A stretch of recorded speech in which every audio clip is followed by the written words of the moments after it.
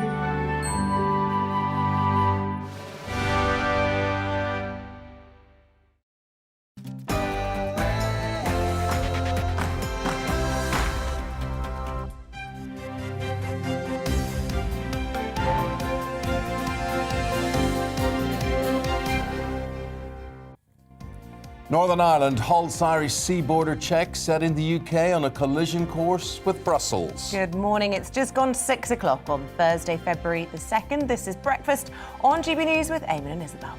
Leading the news this morning, the Northern Ireland Minister Edwin Poots has been accused of breaching international law after ordering a halt to agri-food checks. So what could the repercussions be for the rest of the UK?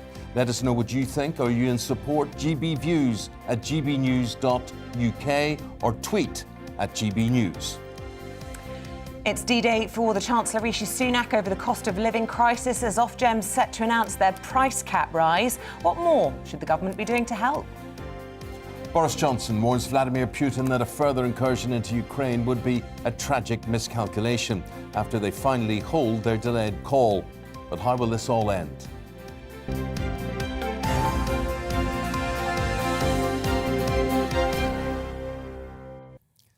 Big news leading this morning from Northern Ireland. Their agriculture minister has issued an order to halt Brexit agri-food checks at ports. Now, these checks are required under the terms of the Northern Ireland Protocol and are part of the Brexit agreement. Let's go to our Northern Ireland reporter, Dougie Beattie, who's live this morning outside the Parliament there, Stormont.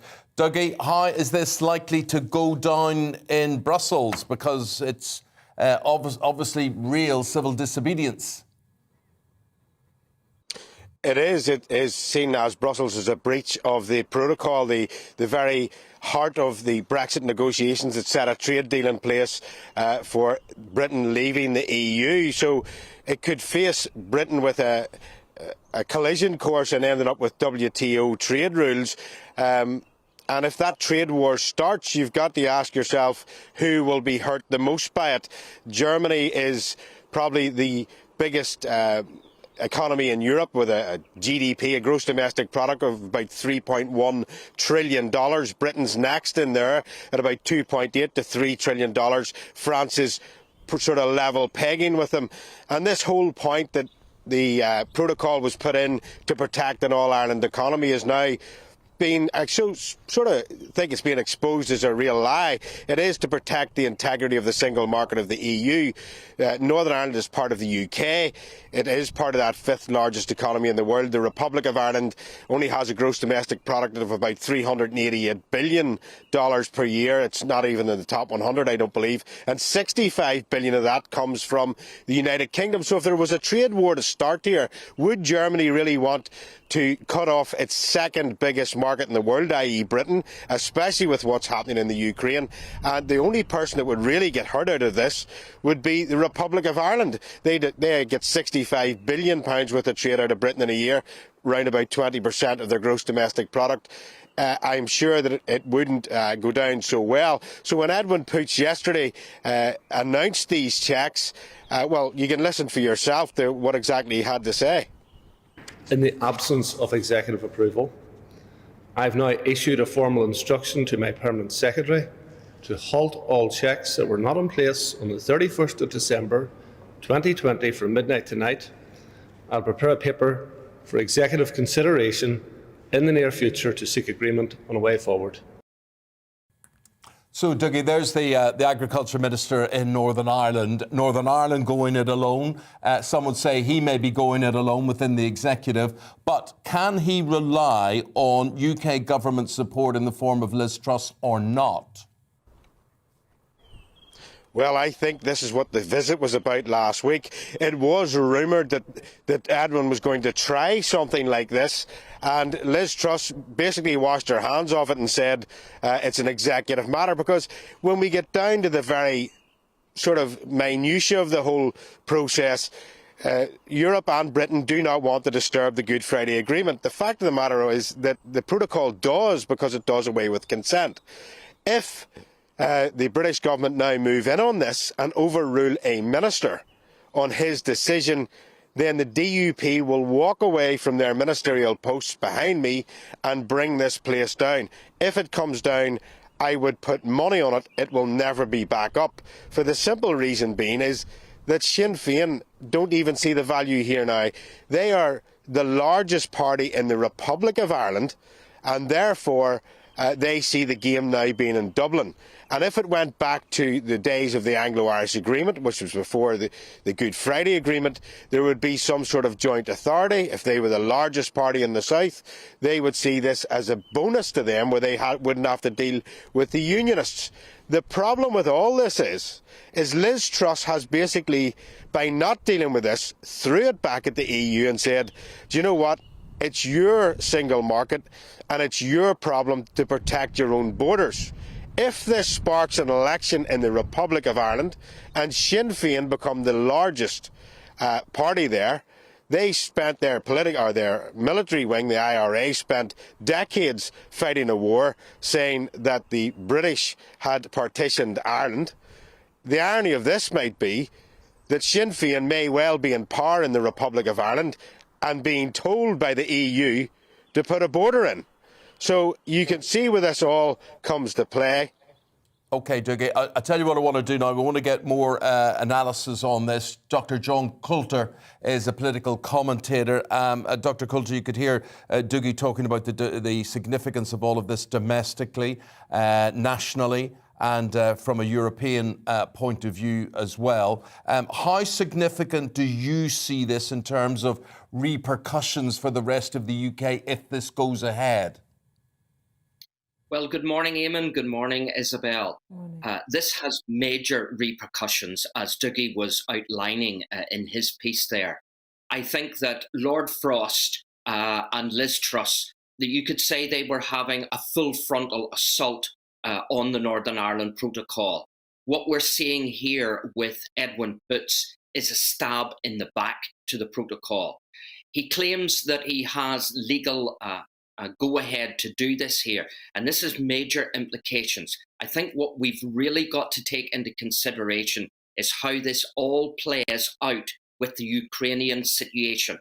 Now, basically, 4 member states border the Ukraine, and if President Putin decides to invade the Ukraine, then Ukraine moves to the top of the EU's agenda. And the EU isn't really known for multitasking. in terms of political crises. It will have one crisis at a time. That means that the protocol moves to the bottom of the agenda. And ironically, this could be to Northern Ireland's advantage. If the protocol moves to the bottom of the agenda, this is a way of getting rid of the protocol via the back door. And I think it's significant. So that unionism, Northern Ireland, the whole of Ireland and the UK must keep an eye on what is happening on Ukraine, because Ukraine could have a major implication for the future of the protocol. And I suppose the next few hours will be really telling, won't they, whether or not civil servants will actually obey this unilateral decision by a DUP minister, whether those ferries come in and those checks are indeed halted. And I suppose they have to obey. Well, he's their boss. This is the question. I mean, will they or won't they? Because it's his own legal advice. Yes, from the point of view as to whether those officials actually take note of what Minister Boots has said, whether they actually start to implement what he's saying, or whether they ignore him. So there could be another rebellion from that point of view. It would be very easy, perhaps even to dismiss what Minister Boots has said by looking at the internal problems of the Democratic Unionist Party.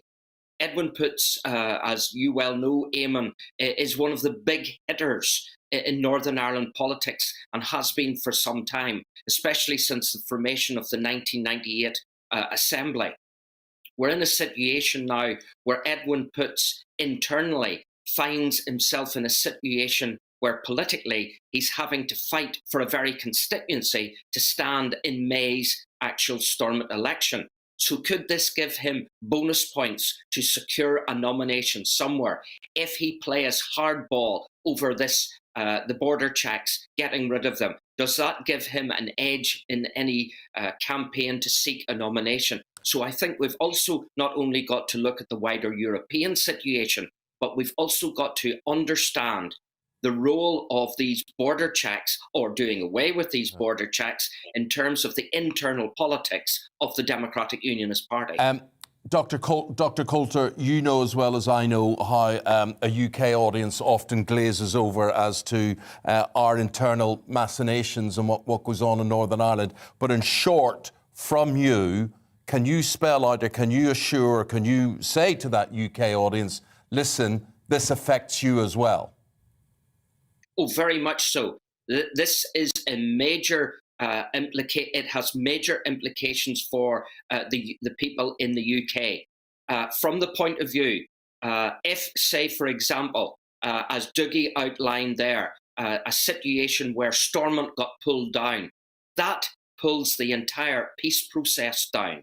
That could spark the Troubles again, because let's not forget, the peace process brought almost an end to 30 years of murder, mayhem and violence that cost the lives of over 3,000 people from that point of view. So that the protocol and the peace process are integrally linked here in Northern Ireland. And the wider audience throughout the UK, in England and Wales and Scotland have got to understand the very serious implications of this protocol situation going away. Dr. Coulter, really appreciate your political take on things. Obviously, this is a developing story, and we'll get more reaction from Brussels and London as the day goes on, and indeed out of Belfast. For the moment, thank you very much indeed. On to another big story this morning, and the energy regulator Ofgem will this morning reveal the full extent of the price cap hike, expected to be the steepest ever increase in household bills. Let's cross to Downing Street and we can speak to our political correspondent, Tom Harwood. Look, a really interesting day this, Tom. We'll also be hearing the Bank of England on interest rates at midday, but the Chancellor coming out trying to get a grip of all of this, announcing a multi-billion-pound package of support. That's right. It's going to be a tough day for people with mortgages. It's going to be a tough day for people with energy bills. We're expecting interest rates to rise from 0.25% to 0.5%, doubling those interest rates as they currently stand. Very tough for people with mortgages. But equally, too, we're going to see that energy price cap decision expected to rise by up to £50 50%, costing households up to £2,000 a year now for the average household for their energy costs if that 50% rise is announced as expected. So the government has been kicking into gear over this, trying to find ways to mitigate this issue, and we're expecting a statement from the Chancellor of the Exchequer in the House of Commons today to spell out the detail. But what we do know as far as things go this morning is there is an enormous loans package being put together that will go to the energy companies, aimed at taking around £200 off those bills for those who struggle to pay them, a targeted intervention. Now, this is different from what the Labour Party, for example, has been proposing, where they've argued to take off VAT from those bills. That would be an intervention that affects everyone. This government is looking at targeting where it's going to put this intervention at those at the lowest end of the income spectrum. But also, interestingly, a policy that's being pushed by Michael Gove. We don't know if this is going ahead today, but it may well be part of the Chancellor's statement. A cut in council tax, particularly for those on the lowest bands, for those in red wall areas in the main part, a cut in council tax to also help with this cost of living squeeze. OK, really interesting. That's all from number 11. I just have to ask you, whilst we've got you, about number 10. Lots of talks about a kind of concerted plan to undermine the authority of the Prime Minister. We saw 3 letters being submitted yesterday of no confidence, and rumours there could be up to 5 today. That's right. We seem to see this trickle of names coming through. Of course, it's right to say that there are only 13 public names out of 360 Conservative MPs who have submitted a letter so far. And speaking to a senior voice in number 10 yesterday, I got the distinct impression that they were not particularly surprised by the names who came forward yesterday. These were people that number 10 either thought were putting in letters or thought had already put in letters. I think overall, despite the names that we saw over the last 24 hours and will probably see over the next couple of days, this isn't going to turn into a flood. That's the broad expectation. And if you talk to a lot of Conservative MPs, particularly Conservative MPs from that 2019 intake, those who were accused of being behind what was called the pork pie plot 2 weeks ago, a lot of those MPs have stepped back from thinking about putting in letters. I was told this week by 2 separate MPs that one of those 2019ers has actually taken a letter out. So I think to some extent we're seeing a less dangerous situation for the Prime Minister this week than we were seeing 2 weeks ago. However, that's not to walk away from, that's not to talk down the seriousness of people going public with their letters, as we've seen in the last 24 hours. Tom? Well, so big day as regards announcing, which is supposed to help you if you're finding it difficult to pay for your utility bill, your energy bill. Not enough, I say. Not enough. So what we're talking about, they're going to give you 200 quid off your energy bill, but it's only a loan. They will subsidise the utility companies and they'll knock £200 off your bill. You then have to apply for a loan, which you have to pay back.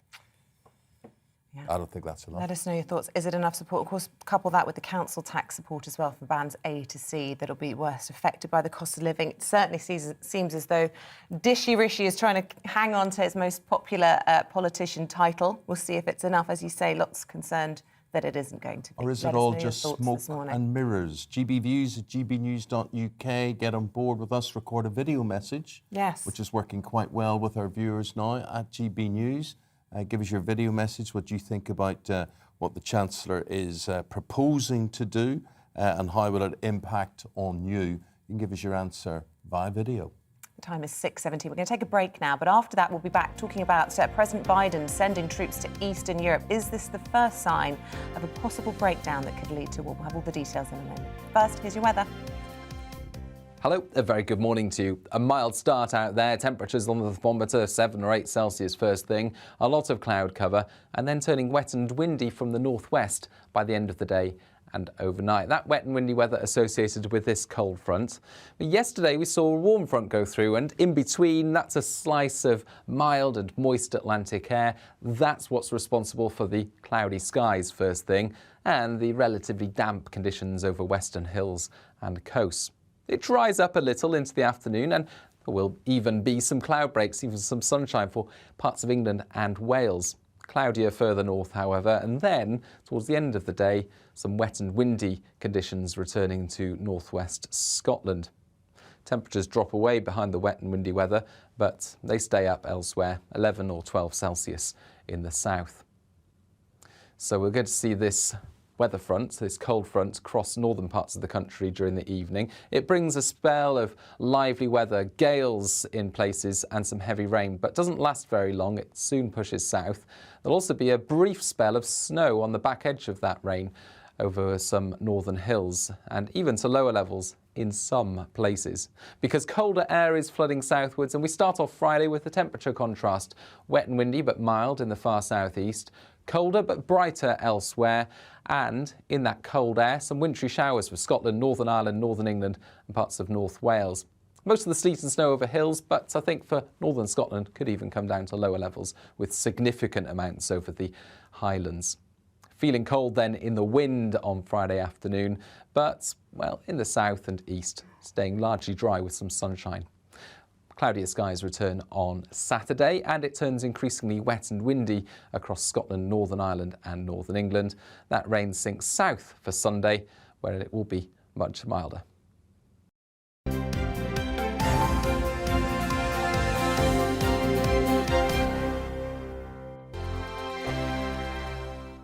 GB News is the UK's home of discussion and debate. From all perspectives. To stay up to date on the latest stories, Make sure that you subscribe to the GB News channel. right here on YouTube. You can watch us live 24/7 across the whole world. You can also check out exclusive content and catch up on previous episodes of your favourite shows. Every day, we ask the questions That you'd ask, so why not add your voice to the conversation in the comments section? Don't forget to subscribe. We are GB News, Britain's news channel.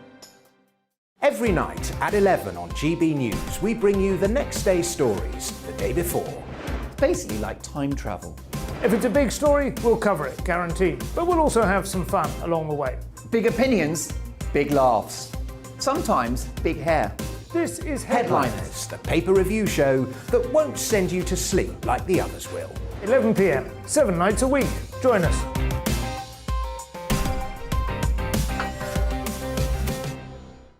Hello there, I'm Eamonn Holmes. And I'm Isabel Webster. And we hope you can join us for Breakfast with Eamonn. And Isabel. You make me laugh out loud, belly laugh. Is that important first thing in the morning? Yeah, absolutely. And there's me trying to be deadly serious. News is a serious business. Yeah, I have to rein you in sometimes. Well, it doesn't stop us laughing at it. It doesn't stop us having an opinion on what's going on. Yeah. And it certainly will not stop us reflecting what you think. Weekdays from 6 to 9:30 on GB News.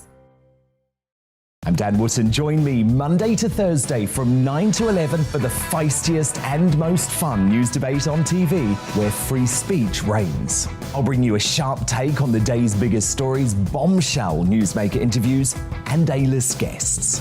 And I guarantee you, no spin, no bias, no censorship, and no reason to go to bed. That's Dan Wootton tonight, Monday to Thursdays from 9 on GB News.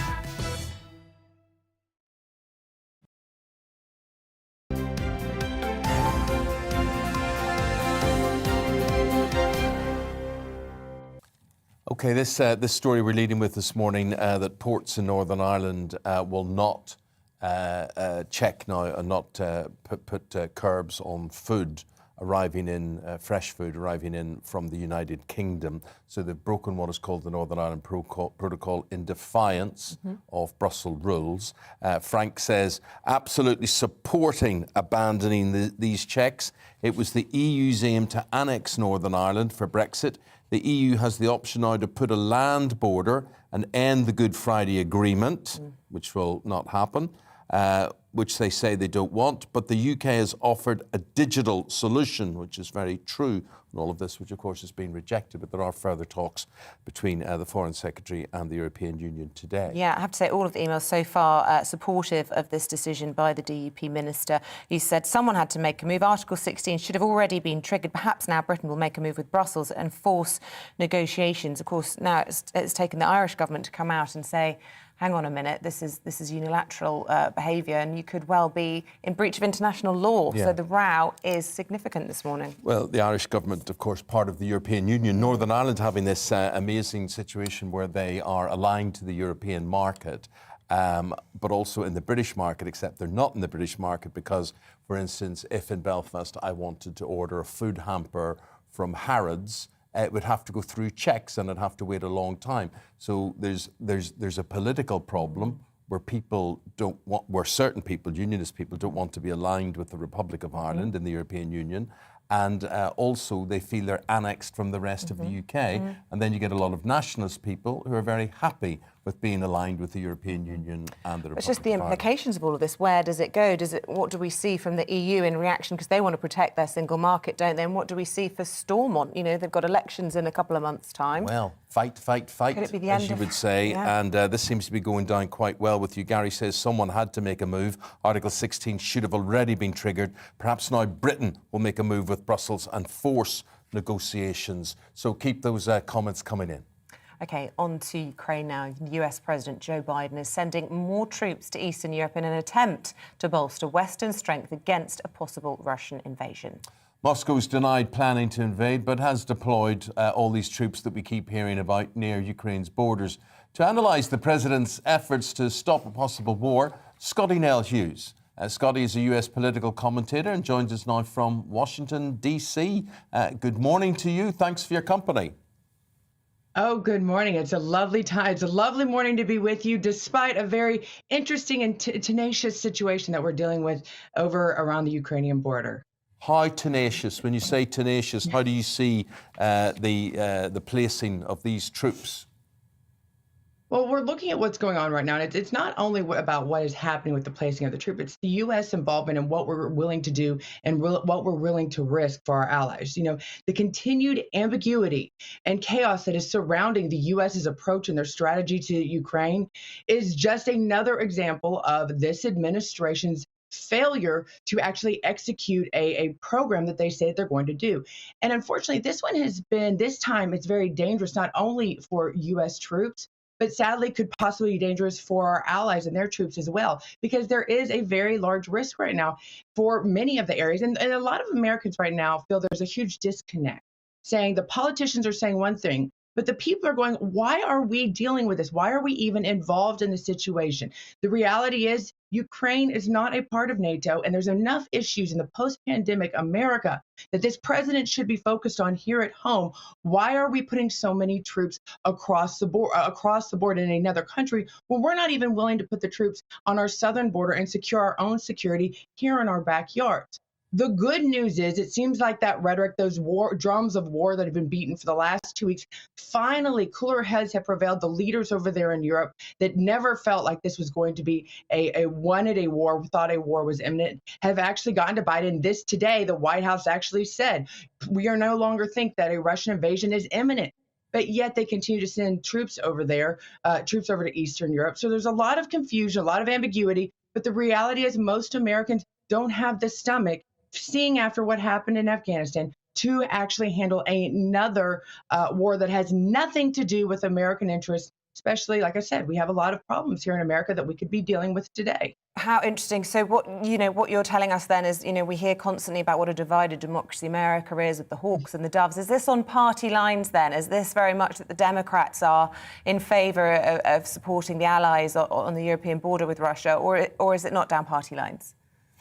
You know, that is a great question, and actually a really interesting observation, because that's usually what U.S. politics is, divide amongst party lines. But this time, looks like the observation, this is the one thing that Republicans and Democrats who are elected to office are almost agreeing to. Outside of, we did have, I think it was Senator Tim Hawley out of Missouri came out today and said, hold on, the only thing that would actually ratchet it down is if all that Russia wants is to the guarantee that Ukraine will not be joining NATO.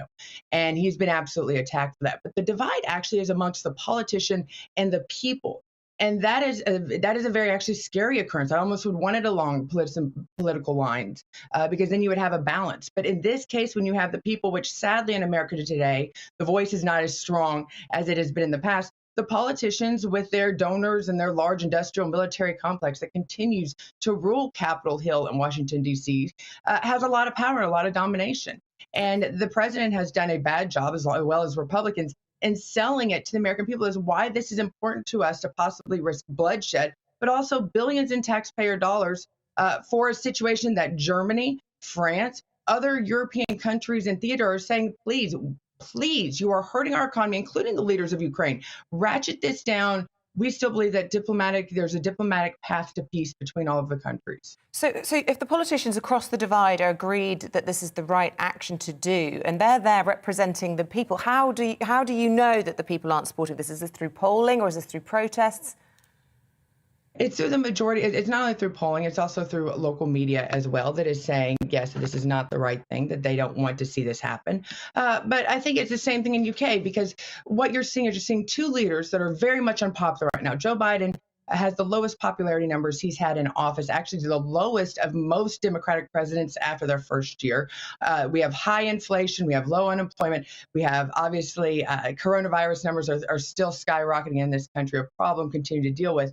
And so the people around here are saying, deal with the issues here, make sure that you deal with us. Over in the UK, you have the same issue, obviously, with the prime minister himself under a lot of duress right now, and rightfully so. People asking about the parties and him being there under COVID standards. And so he himself is finding himself at a huge popularity drop over the past month. And what is the best rule of politicians when it comes to when they're feeling the heat in their own backyard? Let's distract and let's go point our fingers somewhere else. Unfortunately, we are post-pandemic, and that bird's not going to fly right now. People, especially considering, like I said, the absolute abysmal failure of the withdrawal in Afghanistan, people have already seen that this is just not a place for the United States and our allies to be in right now. OK, Scotty Nell, thanks for your analysis. Very good, because you're obviously saying this will not play out well domestically for Joe Biden, but ironically, it is playing out well for Boris Johnson in the UK. So an interesting juxtaposition there as to how it's going. But listen, thanks for your time. Thanks for your analysis. Appreciate you taking part. Thank you for having me. Thank you very much. We'll be back soon with the biggest stories from the papers this morning. Michael Portillo and Kate Hardcastle here to take us through it. See you in a moment.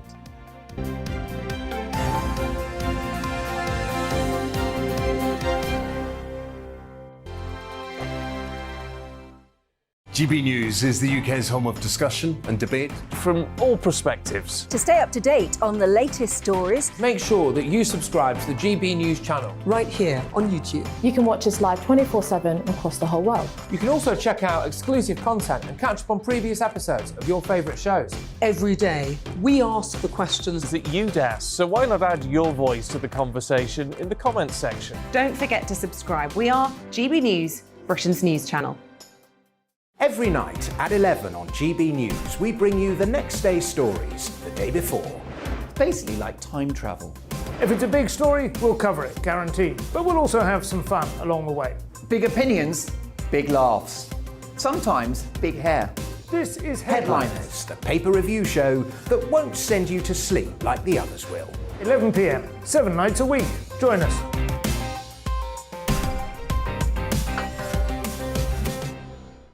Hello there, I'm Eamonn Holmes. And I'm Isabel Webster. And we hope you can join us for Breakfast with Eamonn and Isabel. You make me laugh out loud, belly laugh. Is that important first thing in the morning? Yeah, absolutely. And there's me trying to be deadly serious. News is a serious business. Yeah, I have to rein you in sometimes. Well, it doesn't stop us laughing at it. It doesn't stop us having an opinion on what's going on. Yeah. And it certainly will not stop us reflecting what you think. Weekdays from 6 to 9:30 on GB News. I'm Dan Wootton. Join me Monday to Thursday from 9 to 11 for the feistiest and most fun news debate on TV, where free speech reigns. I'll bring you a sharp take on the day's biggest stories, bombshell newsmaker interviews, and A-list guests. And I guarantee you, no spin, no bias, no censorship, and no reason to go to bed. That's Dan Wootton tonight, Monday to Thursdays from 9 on GB News.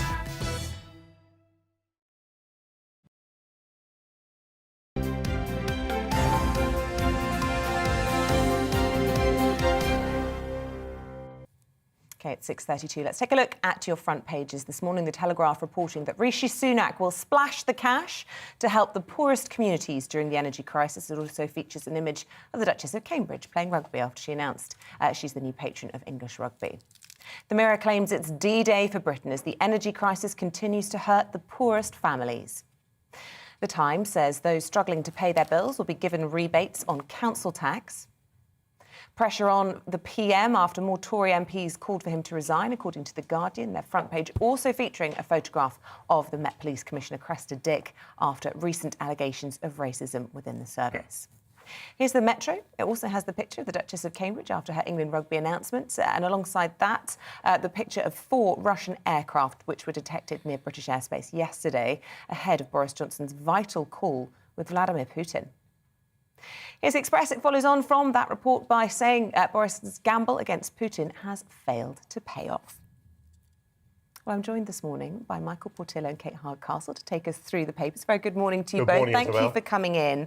Let's turn our attention, first of all, to a story in Northern Ireland, which has the potential to be quite a big deal, Michael. This is the Telegraph. Significant sort of move from one of the ministers in Northern Ireland, which undermines, doesn't it, the whole protocol? Well, it's very difficult to explain this, but let's begin with what undermines what. OK. I would say that the Northern Ireland Protocol undermines the Good Friday Agreement. And yet the Northern Ireland Protocol states in terms that it will respect the Good Friday Agreement in all its aspects. It simply does not, because what it has done is to introduce a border in the Irish Sea between 2 parts of the United Kingdom. This is obviously destabilising to Northern Ireland and deeply offensive to the Ulster Unionist community. And for a long time now, the British have been saying, this is not working, this is contrary to the Good Friday Agreement, not in support of the Good Friday Agreement. The European Union has not paid very much attention.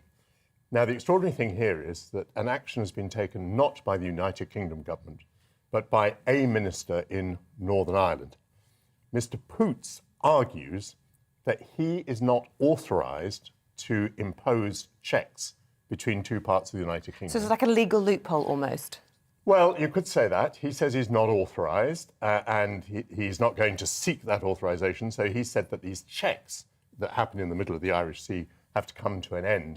It has to be said that this is a very dramatic move, not only because it will offend the European Union and the Republic of Ireland, but also Sinn Féin, who are, after all, the partners of the DUP in the Northern Ireland Assembly. So everyone here is playing for high stakes. Slightly dismaying to me that this huge story, in my view, finds its way only onto page 2 of the Daily Telegraph, because as a number of your correspondents have already said on your programme this morning, this is an important matter, and it certainly does affect all of the United Kingdom. And it heaps pressure, I suppose, on a land border being reintroduced by Ireland, and also raises questions about how the EU will try to move to protect the single market. I mean, there's so many questions posed by this. No land border is ever going to happen. It's ever going to happen. But this has been the European Union myth from the beginning, that there was some danger of introducing a land border. So what will the solution Ireland. be then? Digital borders? Oh, there are any number of solutions, because most of the goods that pass between Northern Ireland and Great Britain and the other way around are not headed for the Republic of Ireland, which is what it's all about.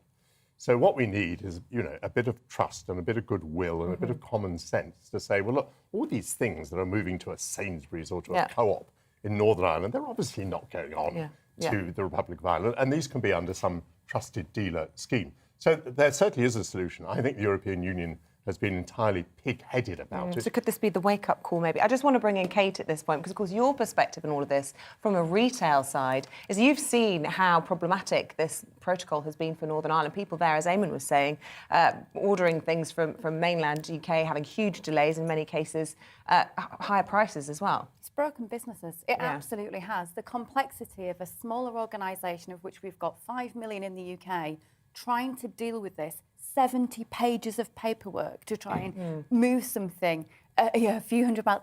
It's absolutely significant how effective that can be when a lot of organisations are trying to repair still post the pandemic. It was interesting, we heard a commentator earlier saying that the question is where this will be in the table of priorities, and that brings me on to this story that's on the front of the Express, Kate, this morning, about another big problem for us in the West at the moment, and that is, of course, Ukraine, escalating tensions. How's this been covered in the Express? Well, the Express are talking about a tough talking Boris. But we know that Boris is dealing with the political issues in his own party. We've got many issues here in the UK, and this in addition. And Monday's call with Putin was actually cancelled because of those issues. So we've got the suggestion here that Boris is going to go tough. He's going to use his dialogue and his diplomacy. He has used the opportunity to reinstate that Ukraine have got the rights to talk to NATO, to open that.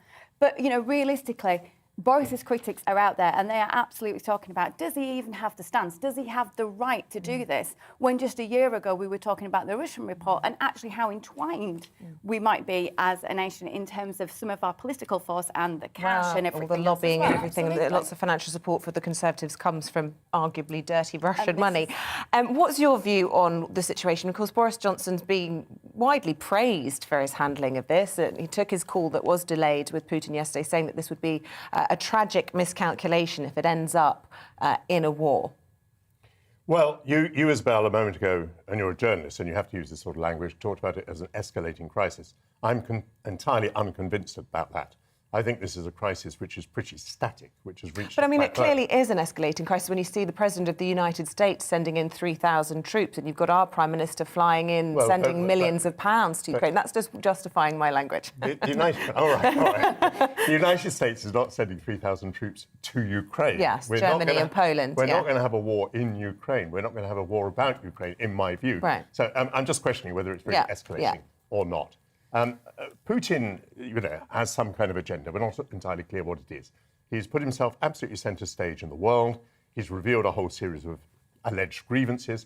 Quite a lot of people in the United Kingdom kind of cotton on to these grievances, say, oh, yes, the poor Russians, we've offended them in all these ways. He's divided NATO. He's made Biden look like a complete twit. So, in my view, Putin has had very considerable success so far. He's had fun. I think he's going to go on milking the success for some time to come. But you think it will just be war games rather than actual bloodshed? Well, I do think that Boris is absolutely right that if Russia invades Ukraine, it will be long, bloody and difficult. And I cannot see why Putin would choose that. OK. Let's turn our attention to a story that's on the front, has to be said, on most of the papers this morning. And this is about Ofgem announcing today just exactly how much those price hikes are going to go up. Many people seeing their bills doubling from April. We're also expecting interest rate announcements from the Bank of England at midday. And then Rishi Sunak announcing his multi-billion-pound package of support. Do you think he's done the right thing here? Excuse me, from what I've read in the newspapers, the bill's going up by 50%. So from 1,200 going up by 600 to about 1,900. In the average household. In the average household. I mean, obviously, it varies enormously. Still, an enormous thing, because, that is much more than £10 a week. So interest rates also due to go up today, which will have some effect on people's mortgages at different times, because, of course, a lot of people are locked into fixed interest. The government is, I think, approaching a bit of a panic on this. So it has an idea that there will be loans, I think, to energy companies, so that they would hold back passing on all of those bills. There might be a £200 rebate. They've got an idea about rebating council tax for the lower rated properties. Now, part of the problem with this is that, of course, the connection between what you earn and what band your property in is a very weak connection. There's some connection, but not a strong one. However, it probably is the case that lower-rated properties will be found in red wall seats. Right. So if you give people a discount on their council tax, that will probably help in red wall seats. But however you do the arithmetic, you've got energy price rises, you've got other rises, you've got the national insurance increase, and the government's talking about a bit of a rebate on your bills and a bit of a rebate on your council tax, it's not going to take the trick. I mean, people are still going to be paying much more. Tinkering around the edges, you would say. I wouldn't say tinkering around the edges, yeah. but I'm saying it certainly doesn't compensate you 100%. No, of course. And look, huge pressure then on the Chancellor to tackle this problem. We talked a lot on this programme about the year of the squeeze and the cost of living crisis. What do you make of this approach? I mean, you know, people are going to be a lot worse off after this announcement I can't even describe today. what it's like for some families. We've got food banks reporting that not only have they seen the increase in use of people that have been content anyway, but people who are in decent earning salaried homes that just can't afford to make it. If you've got 10% of your household income every month just going for fuel, then you've got to try tackle these inflation and the crisis with the food prices, and also then just maybe trying to get to work. I mean, this is so significant for every household, Isabel. We've got an issue where we need immediacy on this and we need to resolve, and that £200 that might be coming through to every household is going to get swallowed up straight away with the increase. The prices are continuing to go, and then we need longer, better term solutions to our energy, environmental ones that work. You know, if we have a low wind year like we did last summer, which then in turn impacts the wind turbines, etc., we don't have a realistic solution here, do we? No. And then we will lose £4 billion on definitely challenging, or if not complete outright illegal claims in terms of the support that was there for the pandemic. That's our government. We have to look and go, well, how do we dig deeper in the coffers to help people right now, right here with this crisis? Part of the controversy in the Tory party is that part of your energy bill is a green subsidy. It's passed over to energy companies to subsidise wind turbines and so on.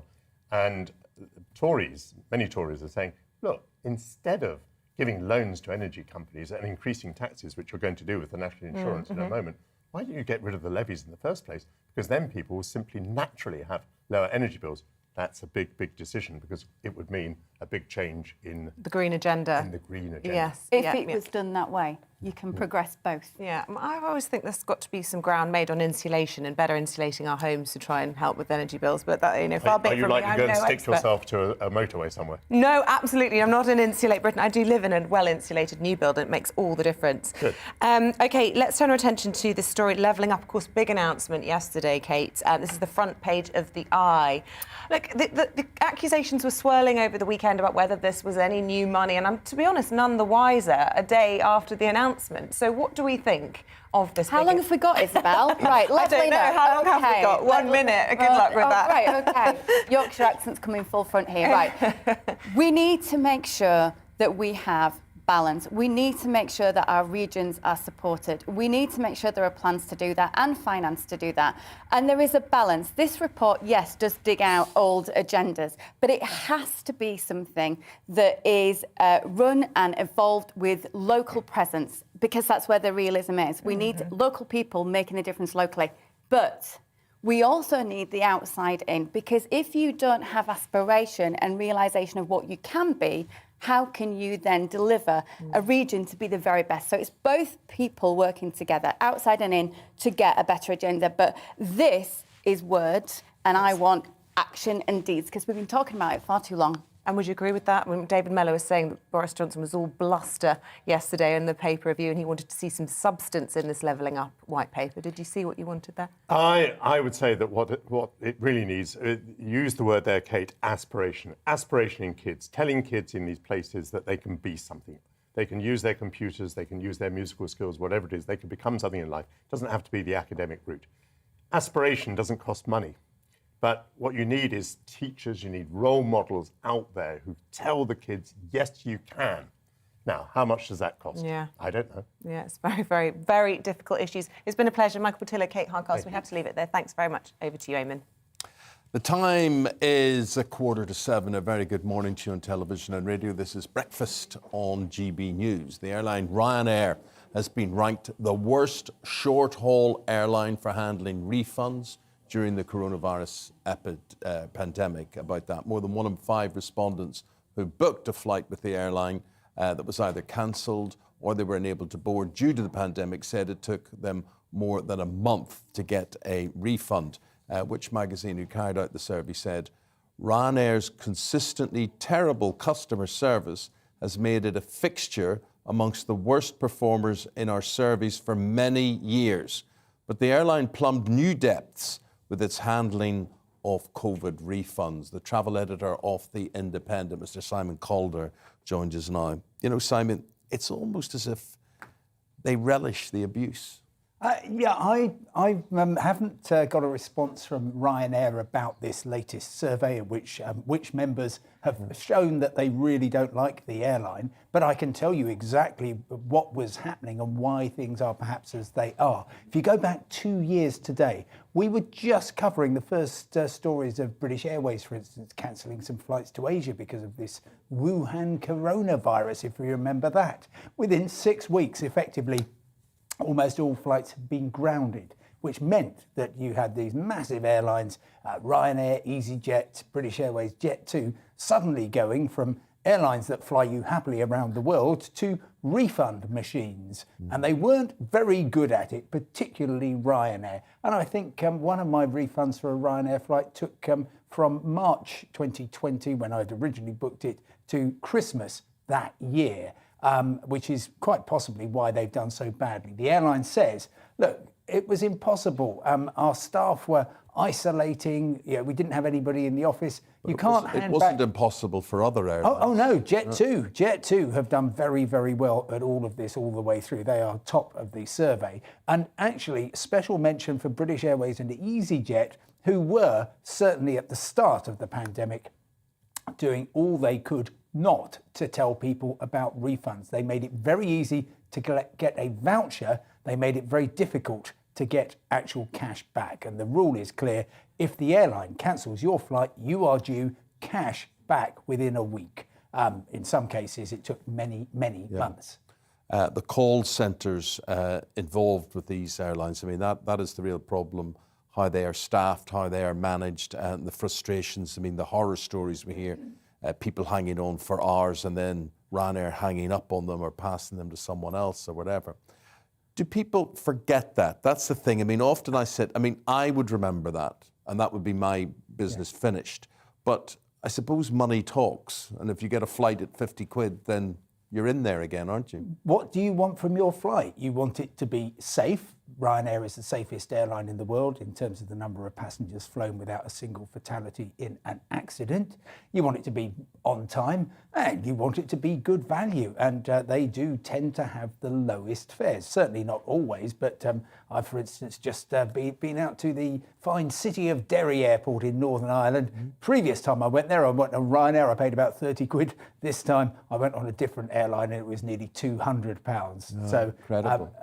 So people will tend to vote, to the airline that is providing the service at the lowest cost. And yes, there are, considering this is Europe's biggest budget airline, to have so many people who tell me anecdotally, I would never fly on Ryanair. That's not going to do them any good, but they're betting, and they've just said that they're going to be carrying in, within 5 years, they'll be carrying 255 million people a year.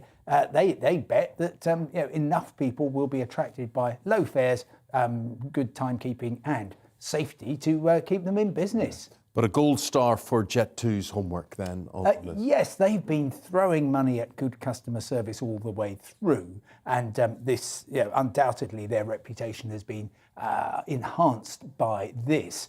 And they're one of the few airlines which are kind of doing the right thing, handing back money when they're supposed to, as opposed to the Ryanair. Virgin Atlantic's also not had a great pandemic. And there is talk that maybe your money, when you pay for a flight, doesn't go direct to the airline, it goes into a separate account. If the flight doesn't take off, somebody presses a button, Eamonn, Holmes, here's your money back. Now listen, talking about money going into a separate account, I wouldn't have believed this unless it happened in front of my own very eyes. I was looking to get a flight to Europe and I hemmed and hawed. I had the flight and literally the flight was 200 and something pounds. And then I thought, should I go that day or should I go the next day? And I logged off and then I logged on again or pressed another button. And that same flight was £650. Yes. What? And other people tell me about this. Is there some sort of crooked algorithm that senses you're eager? The airlines would love that, but I have seen no evidence that that is happening. And certainly in some cases, so for example, British Airways, have this wonderful facility where they give you an automatic 24-hour refund if you can get through to them on the phone. So sometimes I will actually book a flight on BA, check it, maybe 12 hours later. If the price has come down, I'll phone them. I'll rebook the new one, and they'll give me a refund on it. No, it hasn't happened. It might be on the way, but basically, it's a huge market. There's plenty of price comparison websites out there, and they're not thinking, hang on, that Eamonn Holmes, he's really interested in getting this. I'll tell you exactly what happened, right? So it jumped from 250 to 650 quid or so. And then I just couldn't believe it. And I said to my son who was with me, log on your phone to see what that flight is. And it was 250. Well. So I just thought you may have had an insight into how those sort of things work. All the airlines tell me that they do not do this. There are various proposals for having this sort of sophistication, but ultimately, because we're living in an age where you can immediately or you should be able to compare exactly what the publicly available fares are in any circumstances. I can't see that would be working, but I can look into this further because it certainly shouldn't be happening. And of course, if you see a fare to Europe, £650, you're going to be going somewhere else or flying on a different airline or flying a different way there, maybe changing planes along the way. Yeah. So we just want to say that's our experience of trying to book a flight and the prices attached to it. If you've got an experience at GB News, get in touch with us, share that with us today, and we'll get it on air. Simon Calder, appreciate it. Thank you very much indeed. Cheers. Now, we've been talking a lot about levelling up, haven't we? Well, as part of it, powers to choose how and where to spend money are being passed down from central government to local areas. 9 counties are to be given the chance to bid for greater autonomy in their region, including Nottinghamshire and Leicestershire. And our East Midlands reporter, Will Hollis, has more. Strength at the heart of the country. For centuries, Newark Castle helped Britain's kings keep control. Now the government of today is looking to return greater power to the regions. 9 areas have been picked for devolution, one of them Nottinghamshire. Separate councils combine to offer greater services. Ben says more than 1 million people will benefit here. Being able to make local decisions and rather than being given really tightly ring-fenced national things for specific pots that don't necessarily fit with our local priorities, that if we can pull that funding and decide how it's spent on a local level, we can make better decisions and more strategic decisions about how it's used. It's all part of the aim to level up and erase inequality in England, outlined in the latest plans. Devolution isn't anything new. For 20 years, Scotland, Wales and Northern Ireland have enjoyed it. It takes decision-making powers out of Westminster, giving them to local leaders, so they can make choices on things like education, health and transport. The same has happened in Greater Manchester and the West Midlands, where elected mayors rule their region. Devolution is tried and tested in Britain, and when learning about it, people living here do seem to like the idea of having more powers locally, and there's a strong case that can be made for Nottinghamshire. Like many market towns, some in Newark feel forgotten by elites 100 miles away. The things that matter to people up here are the jobs, security and the health service, I think, and transport. They're the main ones. On the whole, I think it's a great thing. I think it puts power back where you need it, which is locally, and you know what you want in your own area. Newark's a lovely town, but we have issues and problems and they need addressing, and if it's left to a central body to do that, do they really understand? Probably not. The government's plan spans the decade. The East Midlands Chamber wants to see results far sooner than its end. 10 years feels like a long time, well after the next general election, and of course none of us know what the outcome of that could be. So really what we would want to see here in the East Midlands is an acceleration of those investment intentions. Labour's criticising the government's plan as not ambitious enough and a simple reshuffling of old funds. The true extent of any success won't be seen until far in the future, when the actions of today are crumbling from memory. Will Hollis for GB News in the East Midlands. Right, at the time, 5 minutes to 7. Thanks for your company this morning. In the next hour, we're going to be hearing from Downing Street about what they intend to do to help the most vulnerable of you as the cost of living crisis worsens, and it is worsening. As for the weather, well, here's the picture. Hello, a very good morning to you. A mild start out there, temperatures on the thermometer 7 or 8 Celsius first thing, a lot of cloud cover, and then turning wet and windy from the northwest by the end of the day and overnight. That wet and windy weather associated with this cold front. But yesterday we saw a warm front go through, and in between that's a slice of mild and moist Atlantic air. That's what's responsible for the cloudy skies first thing and the relatively damp conditions over western hills and coasts. It dries up a little into the afternoon, and there will even be some cloud breaks, even some sunshine for parts of England and Wales. Cloudier further north, however, and then towards the end of the day, some wet and windy conditions returning to northwest Scotland. Temperatures drop away behind the wet and windy weather, but they stay up elsewhere, 11 or 12 Celsius in the south. So we're going to see this weather front, this cold front, cross northern parts of the country during the evening. It brings a spell of lively weather, gales in places and some heavy rain, but doesn't last very long. It soon pushes south. There'll also be a brief spell of snow on the back edge of that rain over some northern hills and even to lower levels in some places, because colder air is flooding southwards. And we start off Friday with the temperature contrast. Wet and windy but mild in the far southeast, colder but brighter elsewhere, and in that cold air some wintry showers for Scotland, Northern Ireland, Northern England and parts of North Wales. Most of the sleet and snow over hills, but I think for northern Scotland could even come down to lower levels with significant amounts over the Highlands. Feeling cold then in the wind on Friday afternoon, but, well, in the south and east, staying largely dry with some sunshine. Cloudier skies return on Saturday, and it turns increasingly wet and windy across Scotland, Northern Ireland and Northern England. That rain sinks south for Sunday, where it will be much milder.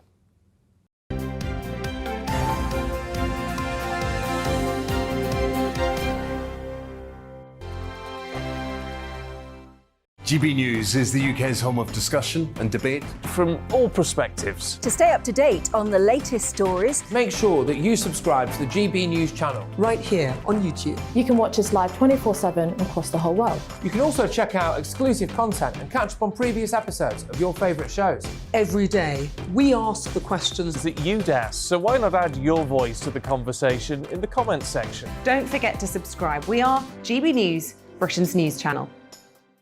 Every night at 11 on GB News, we bring you the next day's stories the day before. Basically like time travel. If it's a big story, we'll cover it, guaranteed. But we'll also have some fun along the way. Big opinions, big laughs. Sometimes big hair. This is Headliners, the paper review show that won't send you to sleep like the others will. 11 p.m, 7 nights a week. Join us.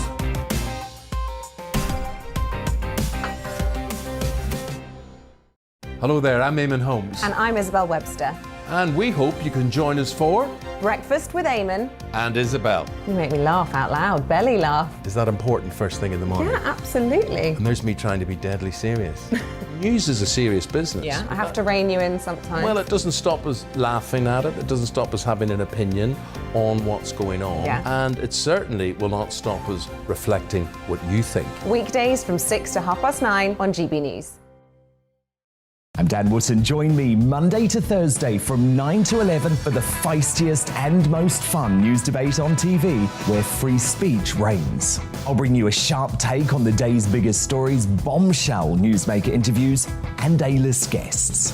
And I guarantee you, no spin, no bias, no censorship, and no reason to go to bed. That's Dan Wootton Tonight, Monday to Thursdays from 9 on GB News.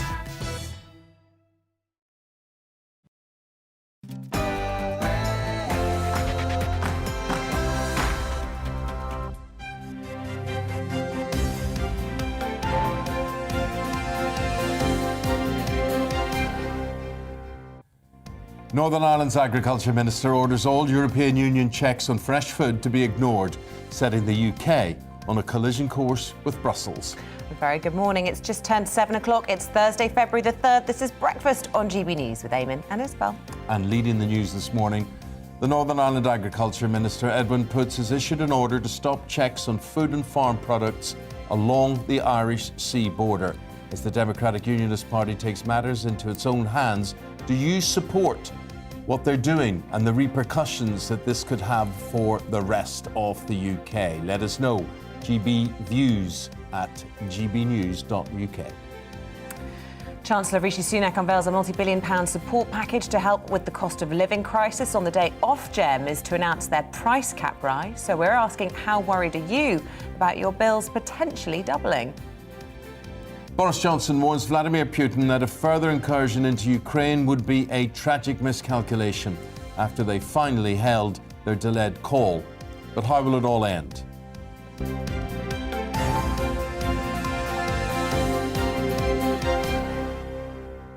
A very good morning to you on this Thursday, the 3rd of February. This is Breakfast with Eamonn and Isabel. Northern Ireland's agriculture ministers issued an order to halt Brexit agri-food checks at ports. These checks are required under the terms of the Northern Ireland Protocol and are part of the Brexit agreement. Our Northern Ireland reporter Dougie Beattie to explain this one and the repercussions. Dougie, how is this likely to go down in Brussels? It's going to go down very badly indeed. This is part of Boris Johnson's oven-ready deal that he spoke about to get Brexit done.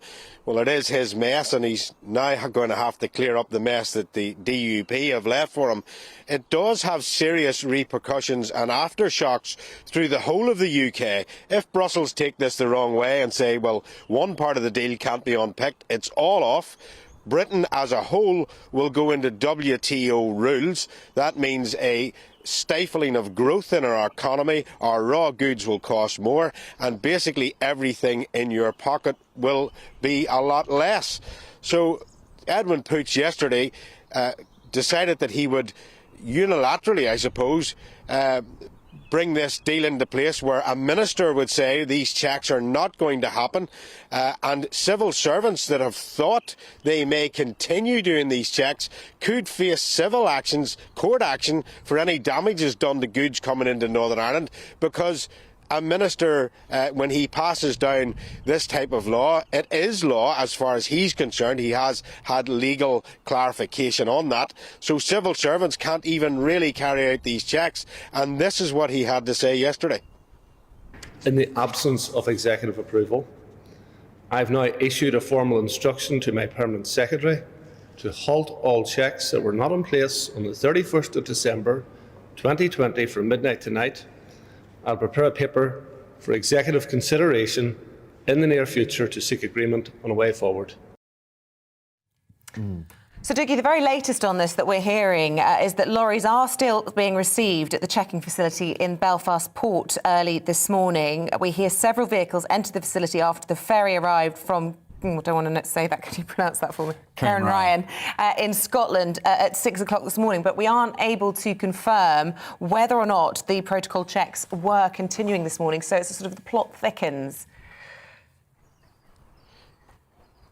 Well, if it does, this is a very, very big problem for civil servants. They are civil servants. They are subservient. They are not democratically elected, and they will leave themselves open for prosecution for any goods that could be destroyed when those lorries are being checked. This has happened in the past, that goods have been refused by supermarkets because the doors of these refrigerated lorries have been open for too long.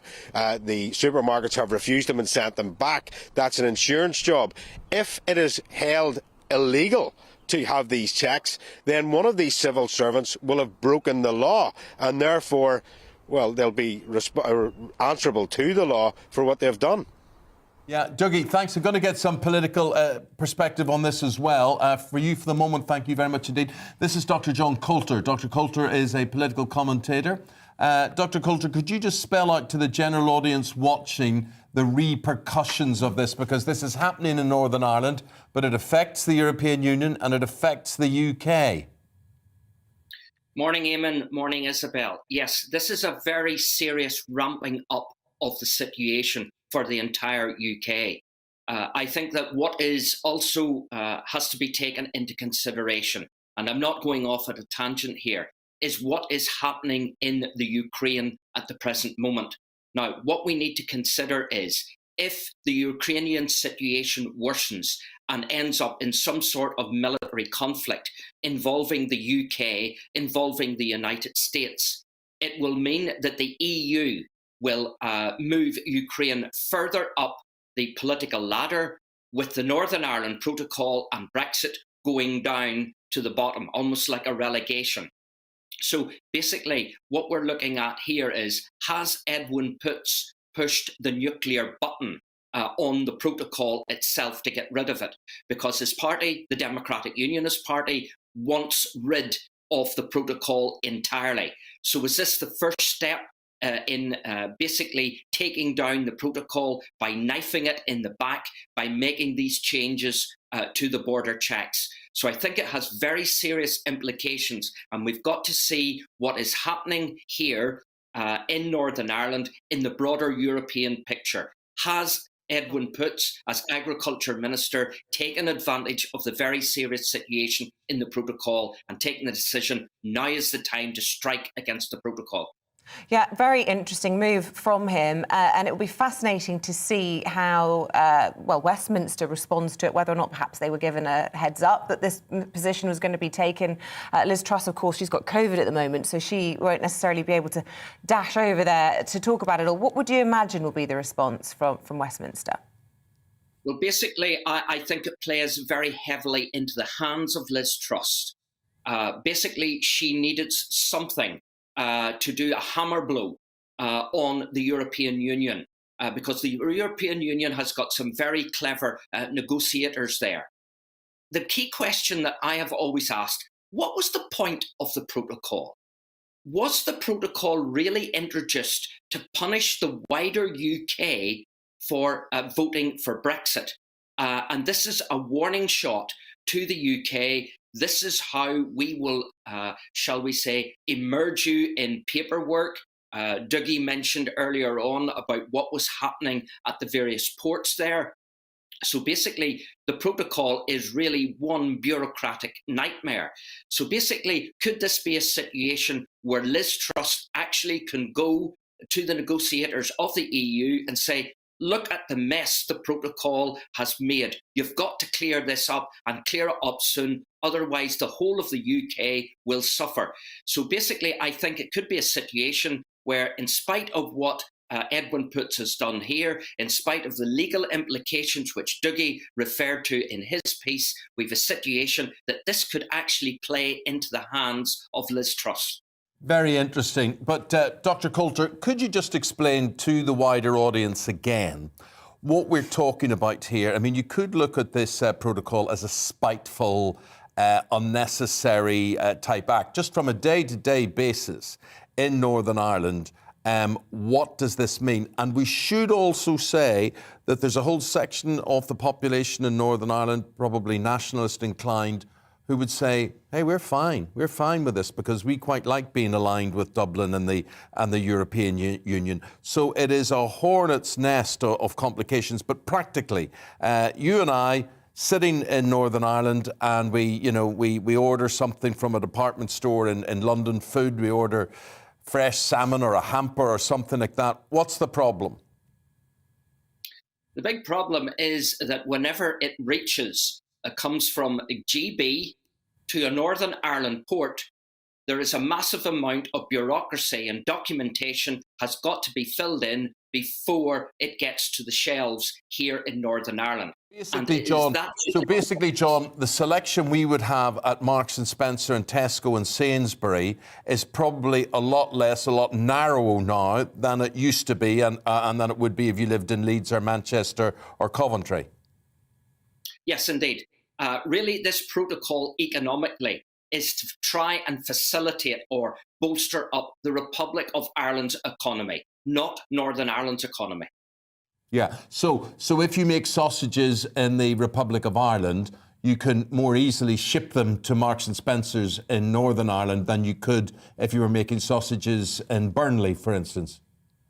Yes, that's the case. The protocol saves the economy of the Republic of Ireland. So it's easier to shift goods from the Republic of Ireland into Northern Ireland than it is to get goods from Northern Ireland into the Republic.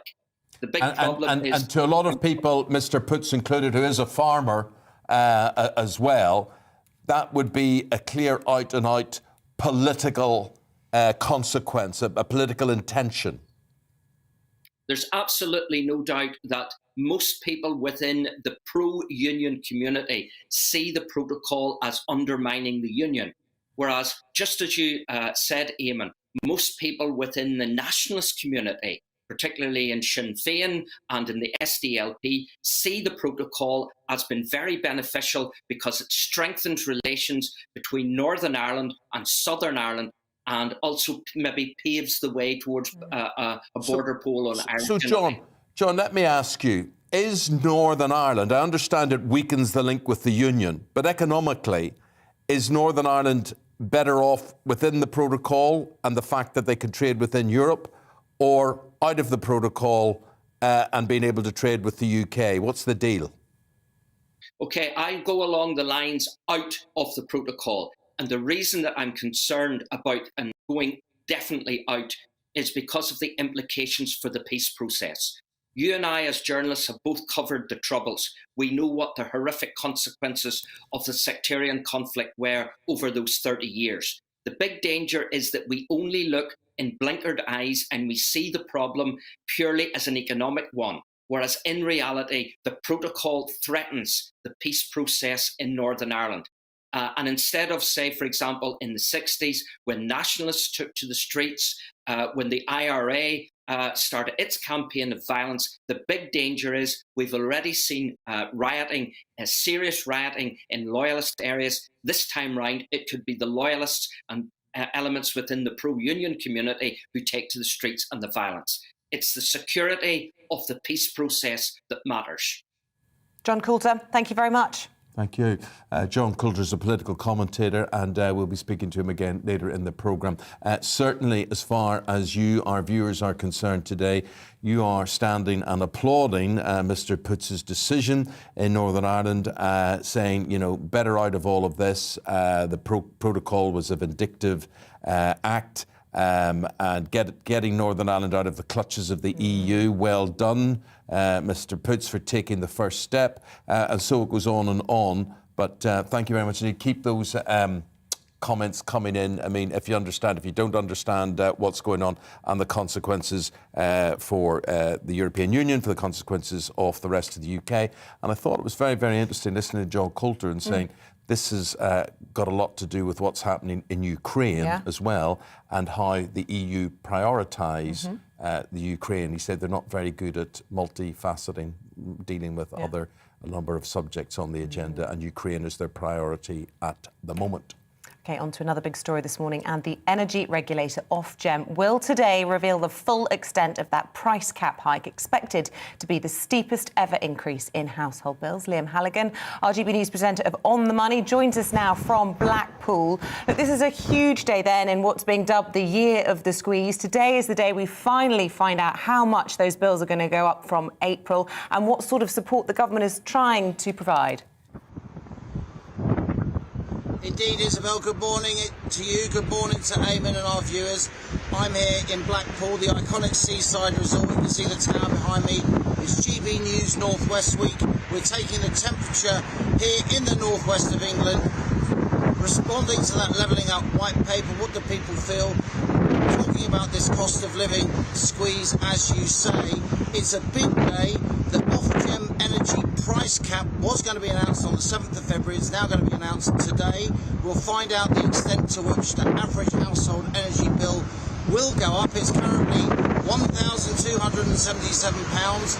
It's seen to be going up by £300, £400, maybe £500. That's a huge increase for ordinary households at a time when we've got inflation and the cost of living is rising more generally. That's why the government is saying it's going to issue, if you like, kind of soft loans to the energy companies so they can cope with the fact that wholesale gas prices have gone up so much in recent months as a result of post-pandemic factors, massive increases in demand for energy around the world, supply not rising to meet that demand.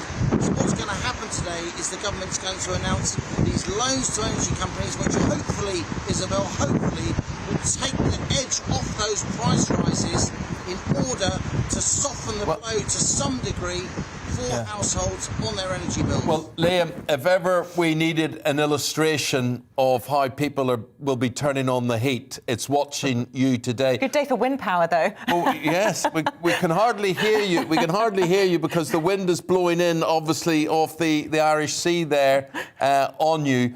Pretty cold, I'm imagining? It's actually not too bad. Myself and cameraman Jim, we're out here braving the elements to bring you the news here this morning. It's not just energy prices that will be hugely in the news today, of course, because there was anyway penciled in an announcement from the Bank of England. The Monetary Policy Committee of Economists was meeting yesterday and today. They're going to decide if interest rates are going to go up. We saw a rise, didn't we, in December from 0.1% to 0.25%. We're expecting another rise today to 0.5%. So if you've got a variable rate mortgage, then that is likely to rise, unfortunately. It all adds up, I'm afraid, Eamonn. I don't like to bring tough news, but we have to be frank about this. With higher energy prices, higher household utility bills, higher borrowing costs if you're on a variable rate mortgage or you've got other personal loans, combined with a general increase in the cost of living. This is a really tough time for ordinary households, and the government's going to have to respond to that in some way. OK. I hope it's not tough enough for you to bring us back a stick of rock or two. I'll get you a stick of rock, Eamonn, and a Kiss Me Quick hat. A Kiss Me, very good. That's a good one. Thanks very much, Liam. I appreciate it, and good luck with the show today at lunchtime. We'll be tuned in. Appreciate it. Thank you very much. I bet you're sitting at home now and you're thinking, thank goodness you're inside. I'm certainly thinking that. You're inside rather than being where poor Liam Poor is. Liam. The thing about Isabel, Isabel suffers from post-traumatic stress disorder, where she was a reporter for many years out in the elements like that, and it all comes back to There's a very good YouTube video if anyone wants to have a look of me in a hailstorm, where I was trying to report, and I basically was getting hard balls of ice in my face, and I was just doing, so I'm with you, Liam. I know how hard it is out on the road. Not that fun. But important the job. Blackpool Tower looked nice. It looked beautiful. It looked lovely. And it's one of the benefits of the dark in the 6 o'clock hour. It's the only thing we can see in the dark. But, look, we briefly touched on Ukraine already just in our discussions about Northern Ireland, would you believe? But we're going to go into more detail about exactly what is going on from a Moscow journalist about those tensions. But first of all, here's your forecast. Hello, a very good morning to you. A mild start out there, temperatures on the thermometer 7 or 8 Celsius first thing, a lot of cloud cover, and then turning wet and windy from the northwest by the end of the day and overnight. That wet and windy weather associated with this cold front. But yesterday we saw a warm front go through, and in between that's a slice of mild and moist Atlantic air. That's what's responsible for the cloudy skies first thing and the relatively damp conditions over western hills and coasts. It dries up a little into the afternoon, and there will even be some cloud breaks, even some sunshine for parts of England and Wales. Cloudier further north, however, and then towards the end of the day, some wet and windy conditions returning to northwest Scotland. Temperatures drop away behind the wet and windy weather, but they stay up elsewhere, 11 or 12 Celsius in the south. So we're going to see this weather front, this cold front, cross northern parts of the country during the evening. It brings a spell of lively weather, gales in places and some heavy rain, but doesn't last very long. It soon pushes south. There'll also be a brief spell of snow on the back edge of that rain over some northern hills and even to lower levels in some places, because colder air is flooding southwards. And we start off Friday with the temperature contrast. Wet and windy but mild in the far southeast, colder but brighter elsewhere, and in that cold air some wintry showers for Scotland, Northern Ireland, Northern England and parts of North Wales. Most of the sleet and snow over hills, but I think for northern Scotland could even come down to lower levels with significant amounts over the Highlands. Feeling cold then in the wind on Friday afternoon, but, well, in the south and east, staying largely dry with some sunshine. Cloudier skies return on Saturday, and it turns increasingly wet and windy across Scotland, Northern Ireland and Northern England. That rain sinks south for Sunday, where it will be much milder.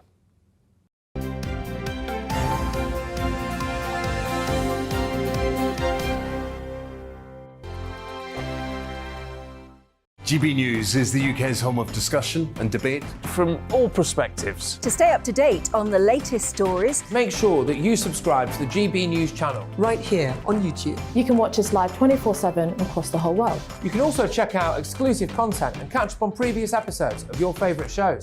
Every day, we ask the questions that you'd ask, so why not add your voice to the conversation in the comments section? Don't forget to subscribe. We are GB News, Britain's news channel. Every night at 11 on GB News, we bring you the next day's stories the day before. Basically like time travel. If it's a big story, we'll cover it, guaranteed. But we'll also have some fun along the way. Big opinions, big laughs. Sometimes big hair. This is Headliners, the paper review show that won't send you to sleep like the others will. 11 p.m, 7 nights a week. Join us.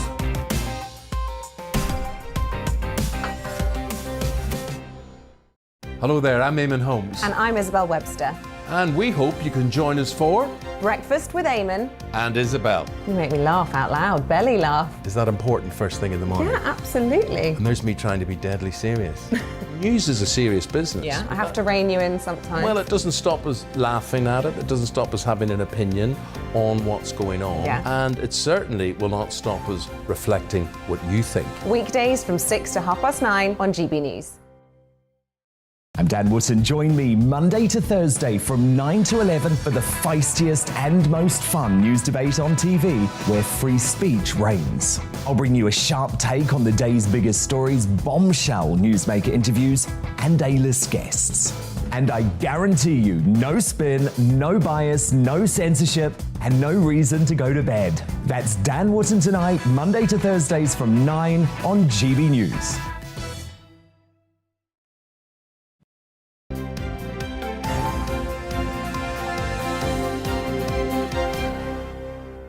"23 minutes past the hour of 7 o'clock on this Thursday morning. Eamonn and Isabel here with GB Breakfast, and thank you for being there. Now, the US President Joe Biden is sending more troops to Eastern Europe in an attempt to bolster Western strength against a possible Russian invasion into Ukraine. Moscow continues to deny planning to invade, but has deployed all those troops near Ukraine's borders. Well, for more on this, let's go now to the Moscow Times journalist Jake Cordell. Very good morning to you. Look, we had the delayed call between Boris Johnson and Vladimir Putin yesterday afternoon. The readout from that, we had the Prime Minister saying that this would be a tragic miscalculation by Russia if they invaded. Do you think that Putin will take any notice of those words? I think Putin was certainly listening to those words, but I don't think that Russia really places too much credibility in what Boris Johnson and Britain are bringing to the table. Just a few hours before that call, we had senior officials here in Moscow saying that Boris Johnson was utterly confused. They pointed to the fact that British diplomacy was absolutely worthless. So this is some really strong rhetoric. Actually, some of the strongest rhetoric we've heard from Russia throughout this crisis has been aimed at Britain. And if you look at the readout from the call on Moscow's side, there was absolutely no backing down. It was very militant. They said that Ukraine was being used as a tool. They said that they kind of laid the seeds of this idea that it was Ukraine that could provoke some kind of military incident. So with the US deployment of troops to the region, although it's symbolic, it's only a few thousand, tensions seem to be getting higher day by day at the moment. How does that play out in Moscow, Jake? I mean, the cavalry has arrived, the big boys have arrived. It's Russia against the US. And in terms of negotiation, let's face it, that's all who Vladimir Putin wants to talk to, America. That's certainly true. Vladimir Putin has this mindset that's maybe a hangover from the Cold War era, that it's Russia and America and then everybody else. So that's the track of diplomacy. That's who he's willing to talk to. That's where any breakthroughs are going to come from. But that doesn't mean he's not listening or not trying to sway the opinions of others. We've seen him in the past few weeks hosting calls with people like the president of Hungary, Viktor Orban, and the prime minister of Italy, Mario Draghi. And what Vladimir Putin thinks is these are the weak links in any kind of European response.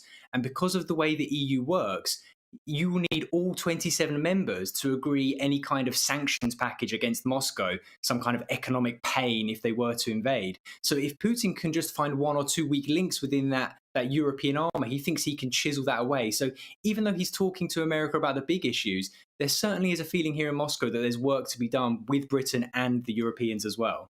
And what did you make of yesterday when the UK had to scramble Typhoon jets to get 4 Russian so-called Bear aircraft out of not quite British shores, but just above our airspace?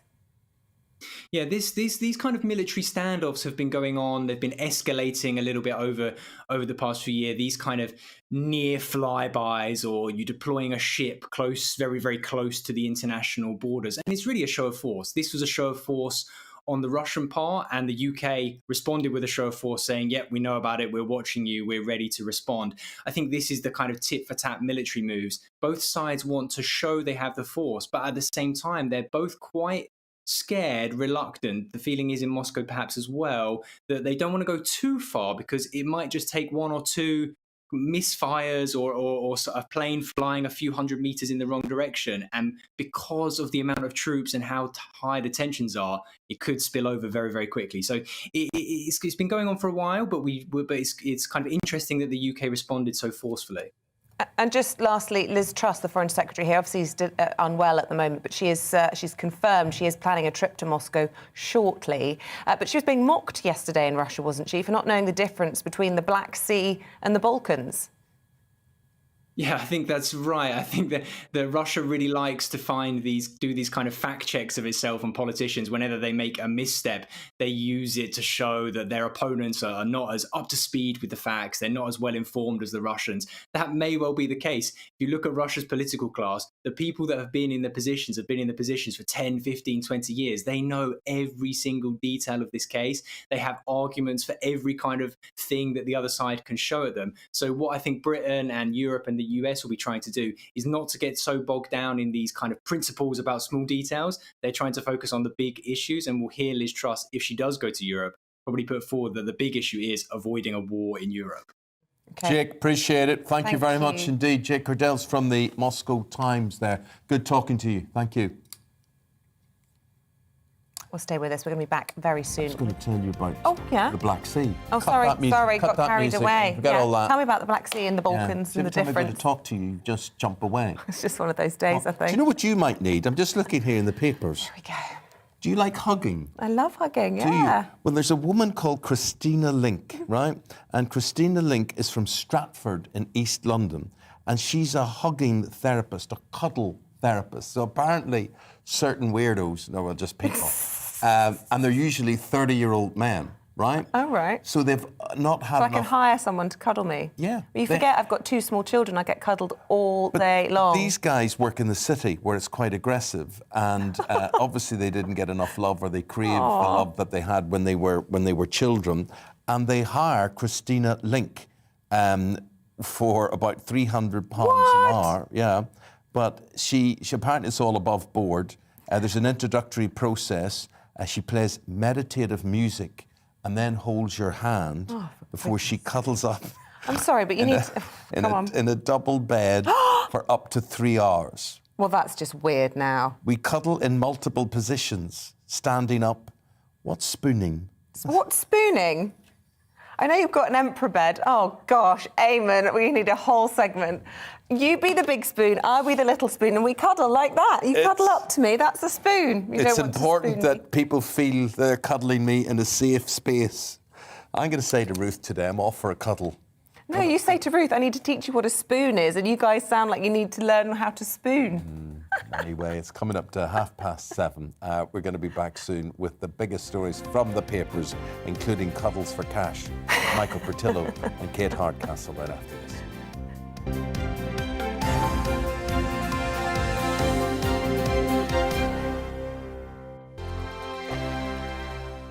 GB News is the UK's home of discussion and debate from all perspectives. To stay up to date on the latest stories, make sure that you subscribe to the GB News channel right here on YouTube. You can watch us live 24/7 across the whole world. You can also check out exclusive content and catch up on previous episodes of your favourite shows. Every day, we ask the questions that you'd ask, so why not add your voice to the conversation in the comments section? Don't forget to subscribe. We are GB News, Britain's news channel. Every night at 11 on GB News, we bring you the next day's stories the day before. It's basically like time travel. If it's a big story, we'll cover it, guaranteed. But we'll also have some fun along the way. Big opinions, big laughs. Sometimes big hair. This is Headliners, the paper review show that won't send you to sleep like the others will. 11 p.m, 7 nights a week. Join us.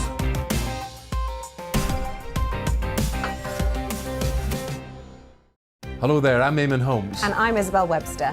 And we hope you can join us for Breakfast with Eamonn and Isabel. You make me laugh out loud, belly laugh. Is that important first thing in the morning? Yeah, absolutely. And there's me trying to be deadly serious. News is a serious business. Yeah, I have to rein you in sometimes. Well, it doesn't stop us laughing at it. It doesn't stop us having an opinion on what's going on. Yeah. And it certainly will not stop us reflecting what you think. Weekdays from 6 to 9:30 on GB News. I'm Dan Wootton. Join me Monday to Thursday from 9 to 11 for the feistiest and most fun news debate on TV, where free speech reigns. I'll bring you a sharp take on the day's biggest stories, bombshell newsmaker interviews, and A-list guests. And I guarantee you, no spin, no bias, no censorship, and no reason to go to bed. That's Dan Wootton tonight, Monday to Thursdays from 9 on GB News.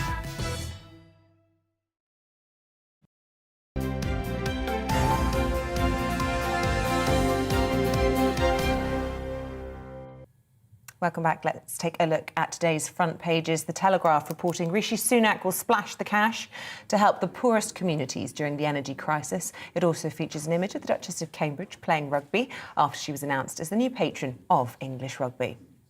The Mirror says it's D-Day for Britain as the energy crisis continues to hurt the poorest families. The Times headline says those struggling to pay their bills will be given rebates on their council tax. Pressure on the PM after more Tory MPs call for him to resign. That's according to The Guardian this morning. They also feature a photograph of the Metropolitan Police Commissioner Cressida Dick after those recent allegations of racism within the service. Here's the Metro, also featuring that picture of the Duchess of Cambridge, and alongside that, their news that 4 Russian aircraft were detected near British airspace ahead of Boris Johnson's vital call with Vladimir Putin. Just want to bring you up to date with the latest reaction from you guys about Northern Ireland ports not checking agricultural foods, fresh food produce coming into Northern Ireland as part of the Brexit agreement. Just a few mentions of this because there's been so much reaction. Jeff says, talks over protocol have dragged on far too long. Well done, Mr. Poots, for saying enough is enough. Invoke Article 16. Gabby says, I support the halt of the protocol. Get rid of it. Finally, someone has had the guts to do it. Dave says, we totally support scrapping these ridiculous checks within the UK. It's about time Brussels realised we are a sovereign country. More reaction on that throughout the morning. Right now, what is inside the newspapers with Kate Hardcastle, the business commentator, and Michael Portillo, former Chief Secretary to the Treasury and journalist. And funny, Michael, there's little or no mention of this, despite this breaking at tea time last night in the newspapers. About Mr. Poots? Yeah. Yeah. Tucked away. I mean, quite well reported in the Telegraph, but tucked away. I think it is actually an enormous story, and I do wish that British people would pay attention to it. Because there will be repercussions, not only for Northern Ireland, Republic of Ireland, but the UK and the European Union as well. We're all tied up in it. Kate, we want to go front page of the Times for you, and this is an interesting one. Beauticians offering Botox, but this is black market Botox. Tell us more. But I mean, it's a break from the norm of what we're dealing with in the regular news here, but an important story all the same. I mean, toxin is toxic and it's poisonous. So this is very serious. We have a lot of people who are focused on social media and wanting to constantly think about the aesthetic and what they see as improving the face. So to hear that we've got still, after when there was a warning in 2013 that there should be more regulation, these black market clinics of practitioners who are not authorised to be treating patients with Botox, significant amounts of it, it's incredibly concerning. You actually surprised me, because I would have thought, I mean, I would deem this to be a medical procedure. You wouldn't want something to go in and paralyse your face or whatever. Which it can do. Which it can do. And so basically you're saying that not only can you have an unlicensed practitioner, you can have an unlicensed product. This is exactly what the report's saying. So the Times have been to 2 clinics, one in Wakefield, one in Manchester, and they've had consultations. And in both consultations, compared to what the licensed providers would recommend, both of the recommendations for the client were not in kilter. They were far too much product being recommended. And at the same time as well, these were both unlicensed practitioners. So it's incredibly... Are they cheaper? Because that would be the big attraction. That's it. It's all about cost. It's about social media advertising and cost. And I think it's a warning that absolutely, we hear Botox and I think it has a certain comedy element to it. You know, we talk about the aging process and things. This is serious. This is incredibly serious. It's toxic, it's poison, and if used inappropriately, can do great damage. And there's a case study in the Times, in the fuller pages, talking about someone who's scarred for life for this. And I think they got off lightly, to be honest. OK, front page of the Times, that one. And also inside, I mean, just to mention that inside the Times, there are harrowing pictures of women with wounded faces, wounds that are have pus and blood, and very, very, very nasty Say no more. You turn to the Telegraph now, Michael. Lockdown research. So what's it telling us? Well, there's going to be a battle, isn't there, about what we learned from the pandemic, because some people will say we didn't lock down fast enough, and then other people are saying, and this research is saying this, that lockdown was pretty ineffective. So these researchers include the Johns Hopkins University Hospital in the United States, which is the go-to place for global statistics on the pandemic, and Lund University in Sweden. And what they're asking is, how much of a difference did lockdown make? Now, this is not to say that it was wrong for people to socially distance or wrong for businesses to shut down. What it's saying is that people would have done many of these things on the basis of recommendation and guidance, using their own free will and their common sense. They didn't need the application of law to make it happen.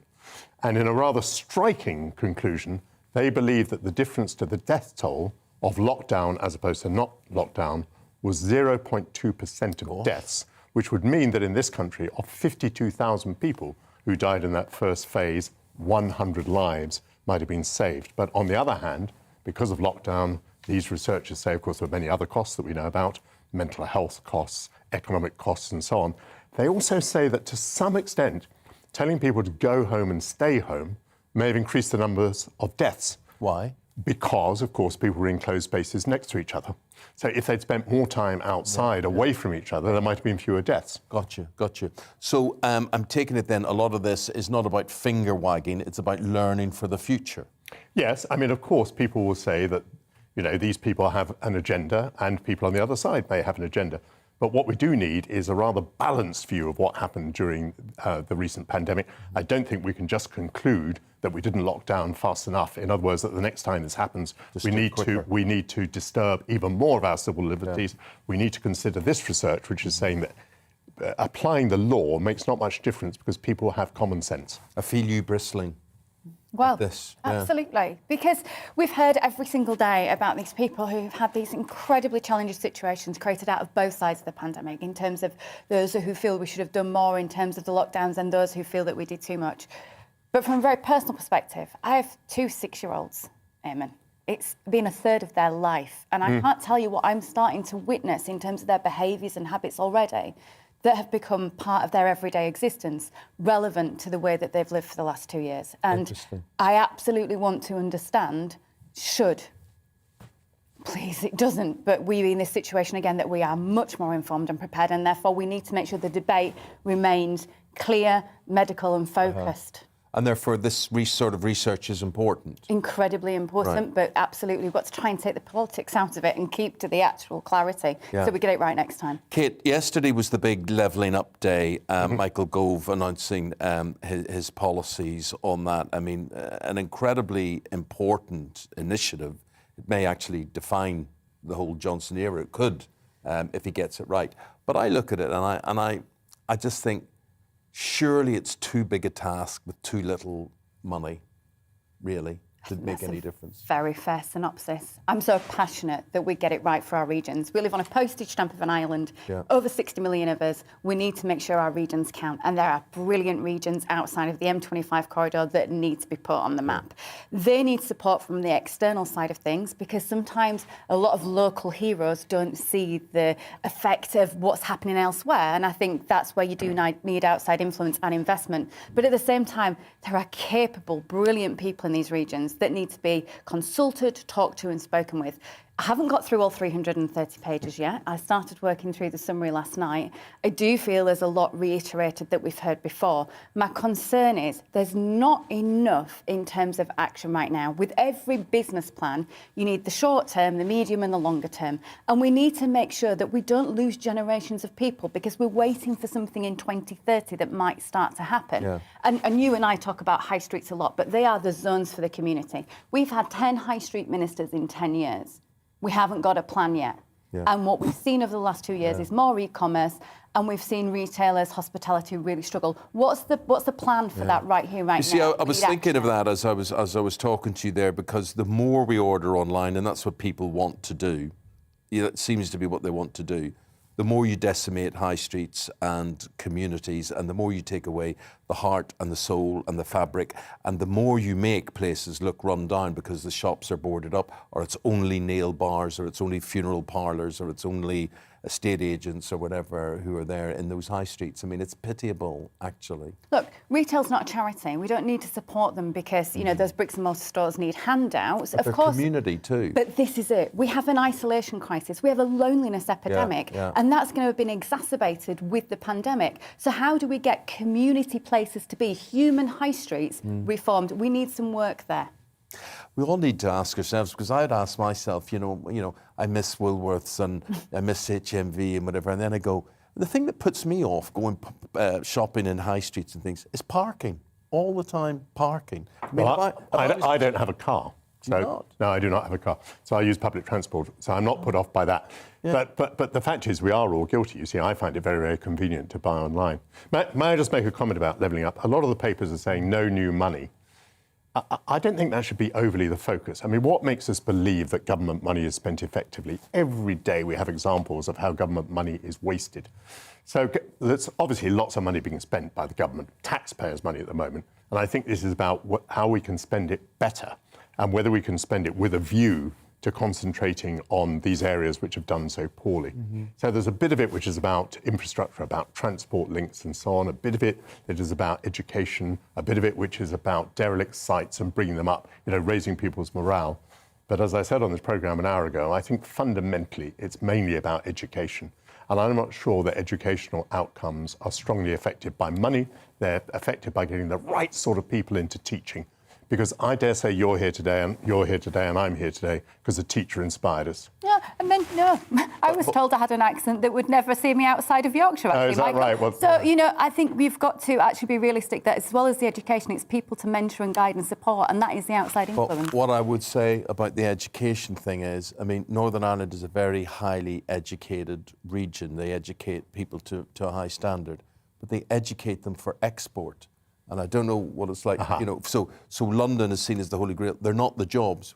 People are educated, they've got exams, but there's no work for them. That's basically historically been the problem. And you see that can be partly government. Government can move some jobs to, let's talk about the north for the moment. But it's also about private. I mean, for example, Channel 4 has moved itself to Leeds. That could be quite significant. Well, it's quite significant, except everybody who works there seems to be from London. And they just spend the time on the train going up and down. Not in my experience. I do. I'm not. You don't live in Leeds. No, I certainly don't. Excuse me. I live on trains, as you know. Exactly. No, we've got to get balance. That's the one thing I have, though, with these relocation things, the BBC and whatever. There's no point relocating if you're shipping everybody up from London to do it and back down again. I mean, hotels prosper by all of that, but that's about it. But, right, so it gets us now to Partygate, more Partygate. Well, and, what have you got? There's front page of The Guardian. Well, in a way, I haven't got much, because, I mean, this saga just goes on forever and ever and ever. But I thought probably we ought to have a bit of an update. So there were, I think, 3 more Conservative members of Parliament yesterday who declared that they'd sent in their letters. One we've certainly heard of, Tobias Ellwood, who was a Minister of Defence.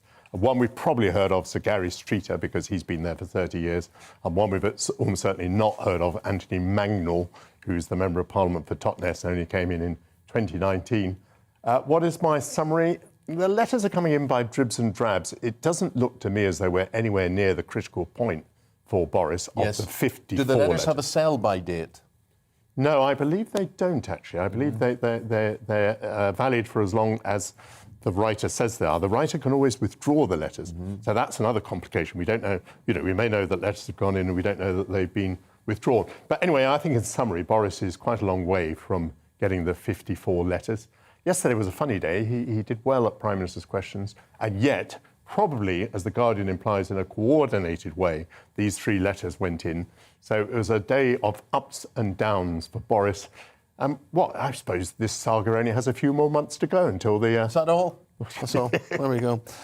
Kate, PayPal and the share price. Explain to everybody what PayPal is. So PayPal's a platform on which to pay. It has some uses, actually, as a consumer. It's very good if you have challenges with a retailer to get your money back, because they have a little judge and jury of their own right. Just worth that as a tip. But generally, they're saying that usage is starting to dissipate. They got this huge boom in the COVID lockdown. We were using e-commerce a lot more. But the reason I brought this is because, Eamonn, I think there is a little bit of a fight back from traditional bricks and mortar retail here, which is great news. Certainly, PayPal being affected by competitors that have come into that marketplace. But I do feel that we have got a new evolution in terms of the retail world. I think it's about connecting with existing customers, those traditional stores improving quality, not quantity. I think it's about then the e-commerce improving, becoming more human. And in addition to that, which I know you might not want to talk about, we've got the very exciting metaverse, which is going to be a whole retail platform in itself, where we're digitally buying things in a different way. I know you're looking like that. I didn't follow that bit. No. The metaverse, right, so Ralph Lauren have sold 100,000 units on the metaverse. Who sold them? Ralph Lauren. The clothing company have sold 100,000 pieces of clothing, digital pieces of clothing for avatars. So what, do I put on goggles or something and then try this on? Is it like... It's to dress your avatar. My avatar? Your avatar, Oh. Yes, because people need a well-dressed digital form of themselves online. They'll be saying that'll cause the computer to blow up, that will. My avatar is not demanding new clothing at the moment. But, I mean, can you get clobber like this? Not as well as yours, Michael. I think you have a whole industry there, cottage industry in the metaverse. I don't think I'm interested then, sorry. The Duchess of Cambridge, looking very at ease, holding a rugby ball. Yeah, I think Kate's going to begin on this. I'm not sure I have a whole lot to say about this. Except that she does look absolutely magnificent. She has taken over rugby union and rugby league. And I think that's the important point, Kate, is it not? Because rugby league is a sport practised principally in the north of England. Well, that's exclusively, not quite I think, true. actually. But it was born in Huddersfield, my birthplace. I'm very proud of it. It does need to be put back on the map. It's a brilliant family sport. It's a great place to take children to see teamwork and everything. I just hope this is going to help draw attention and research focus to that sport. It needs it. Good. OK, guys, thank you both very much indeed. Kate and Michael will be back in an hour's time. It is 12 minutes now before 8 o'clock. Just trying to recover from all that avatar chat. We're going to turn our attention to levelling up now. Those powers, of course, to choose how and where to spend money. They're being passed down from central government, of course, to local areas. 9 counties have been given the chance to bid for greater autonomy in their region, including Nottinghamshire and Leicestershire. So our East Midlands reporter has been looking into it. Strength at the heart of the country. For centuries, Newark Castle helped Britain's kings keep control. Now the government of today is looking to return greater power to the regions. 9 areas have been picked for devolution, one of them Nottinghamshire. Separate councils combine to offer greater services. Ben says more than 1 million people will benefit here. Being able to make local decisions and rather than being given really tightly ring-fenced national things for specific pots that don't necessarily fit with our local priorities, that if we can pull that funding and decide how it's spent on a local level, we can make better decisions and more strategic decisions about how it's used. It's all part of the aim to level up and erase inequality in England, outlined in the latest plans. Devolution isn't anything new. For 20 years, Scotland, Wales and Northern Ireland have enjoyed it. It takes decision-making powers out of Westminster, giving them to local leaders, so they can make choices on things like education, health and transport. The same has happened in Greater Manchester and the West Midlands, where elected mayors rule their region. Devolution is tried and tested in Britain, and when learning about it, people living here do seem to like the idea of having more powers locally, and there's a strong case that can be made for Nottinghamshire. Like many market towns, some in Newark feel forgotten by elites 100 miles away. The things that matter to people up here are the jobs, security and the health service, I think, and transport. They're the main ones. On the whole, I think it's a great thing. I think it puts power back where you need it, which is locally, and you know what you want in your own area. Newark's a lovely town, but we have issues and problems and they need addressing, and if it's left to a central body to do that, do they really understand? Probably not. The government's plan spans the decade. The East Midlands Chamber wants to see results far sooner than its end. 10 years feels like a long time, well after the next general election, and of course none of us know what the outcome of that could be. So really what we would want to see here in the East Midlands is an acceleration of those investment intentions. Labour's criticising the government's plan as not ambitious enough and a simple reshuffling of old funds. The true extent of any success won't be seen until far in the future, when the actions of today are crumbling from memory. Will Hollis for GB News in the East Midlands. That levelling up story is so important. I think it's important to everybody. It's just, I think, until you stop the drain from all around the country, the southwest, the southeast, the northwest, the northeast, the north, Northern Ireland, whatever, Wales, from people thinking that London is the only destination there is. You have to be able to make people say, no, it's worth staying in Cardiff, it's worth staying in Edinburgh, it's worth staying in Hull or wherever it happens to be. I learnt yesterday it's a particularly British problem that since the Second World War, the gap between London and some of the poorer regions has just got bigger and bigger, whereas in places like Germany and Spain, they've managed to shrink it. I don't quite know how, but... Do you know what I did last night? What did you do last night? I watched World War II in colour. Oh, right. I don't like watching World War II pictures when they've added the colour. It looks a bit weird. No, it looked really good. Yeah? I was watching the evacuation of Dunkirk. OK. In colour. My grandfather was at Dunkirk. No. Yeah. Seriously? Got actual photographs of the beaches that he brought back, yeah. Now, I see, if I hadn't have brought up that completely unrelated subject, we wouldn't have known that. My grandfather had a really interesting war. We'll have to tell you all about it later. Both my grandparents did. Tell us now, we've got 4 minutes to fill. Well, I mean, yeah. It's marvellous. And I often think of that generation, and I think people who volunteered to go to war or were conscripted against Nazism, and I just think it's absolutely noble and incredible what people did, and the fleets that took the people off those beaches. It was fascinating, and it was all real. It was all in colour, and I think colorization of old movies like It's a Wonderful Life and Laurel and Hardy, whatever, was never really very good, but I think it's superb. Yeah. Now. Do you know what I watched last night? What? I watched the first episode of Pammy and Tommy. Where's it on? It's on Disney Plus. Of course, I've got that for the children. Lily James. Yeah. It's on Disney Plus. Yes, it's on Disney Plus. A porn movie. It's not a porn movie. Well, they made a porn movie, didn't they? Seth Rogen is starring in it. I hadn't realised, the comedian, and actually it paints this whole picture of how Tommy really was just a bit nasty to his staff. Anderson. Yeah, Pamela Anderson, and basically he kept messing his staff around, and eventually they got their revenge and stole this tape, which made, Well, there you go. Now, a few weeks ago we had National Pothole Day. We were talking about it on the programme. We were saying great things are going to be done. No. Funding. So, government announced, they're going to spend money here and there, and they've got quite a big to-do list, haven't they? Yeah, but wait a minute. Then they take money away and they don't say anything about it, and then it comes to light that funding to fix our crumbling roads has been cut by nearly £500 million. So they did that one quietly, didn't they? Yeah, £400 million lost in total would be enough to fill 12 million potholes. Yeah. It's just not taken seriously. You have a real thing about potholes. Have you had a bad experience? No, I have a bad back though, don't I? And every time I go fall in one. and I know I feel it when I'm in the car. Yeah. Which is the other thing, particularly. You know, when we work here early, there's no canteen in this building. You can't get any food. There are plastic croissants on the table and things like that, which we can't eat. I made the mistake in the first week of biting into it and got E. coli or something.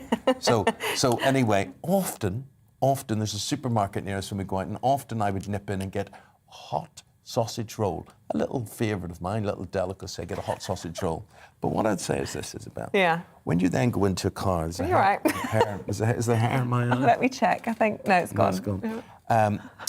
When I go into the car, yeah, it's a very bad. It's very food. crumbly. It's a very that bad. was an erroneous choice of food. Yeah. What's a good snack to have in the car? You see, when you bite into a sausage roll or pastry like that, or Cornish pasty, or whatever, it just goes everywhere. Yeah. It goes everywhere, and it's all over the car floor and the seat.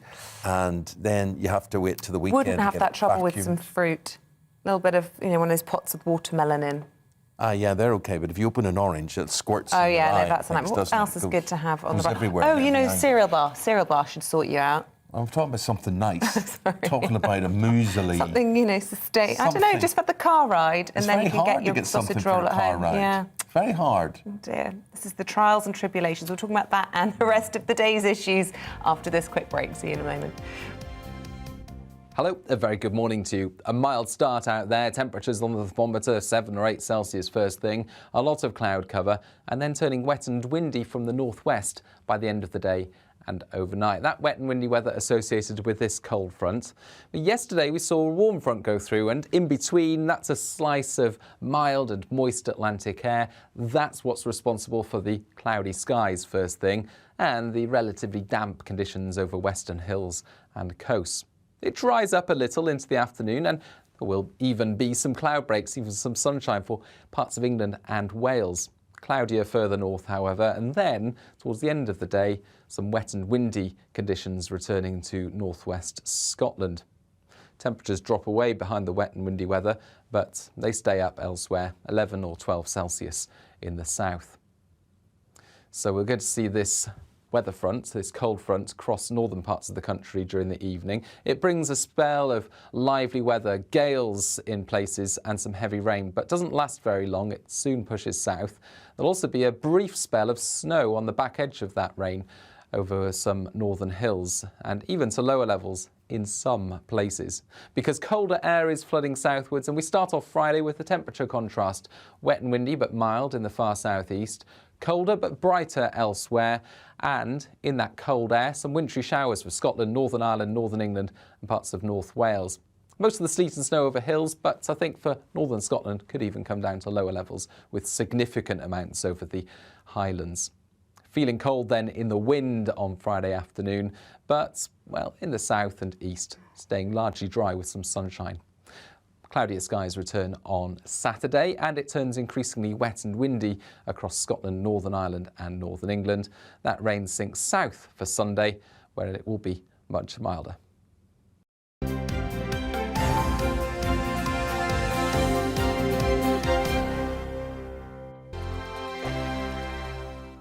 GB News is the UK's home of discussion and debate from all perspectives. To stay up to date on the latest stories, make sure that you subscribe to the GB News channel right here on YouTube. You can watch us live 24/7 across the whole world. You can also check out exclusive content and catch up on previous episodes of your favourite shows. Every day, we ask the questions that you'd ask, so why not add your voice to the conversation in the comments section? Don't forget to subscribe. We are GB News, Britain's news channel. Every night at 11 on GB News, we bring you the next day's stories the day before. Basically like time travel. If it's a big story, we'll cover it, guaranteed. But we'll also have some fun along the way. Big opinions, big laughs. Sometimes big hair.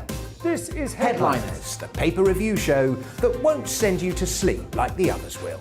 11 p.m, 7 nights a week. Join us.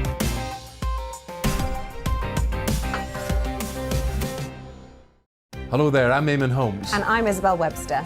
And we hope you can join us for Breakfast with Eamonn and Isabel. You make me laugh out loud, belly laugh. Is that important first thing in the morning? Yeah, absolutely. And there's me trying to be deadly serious.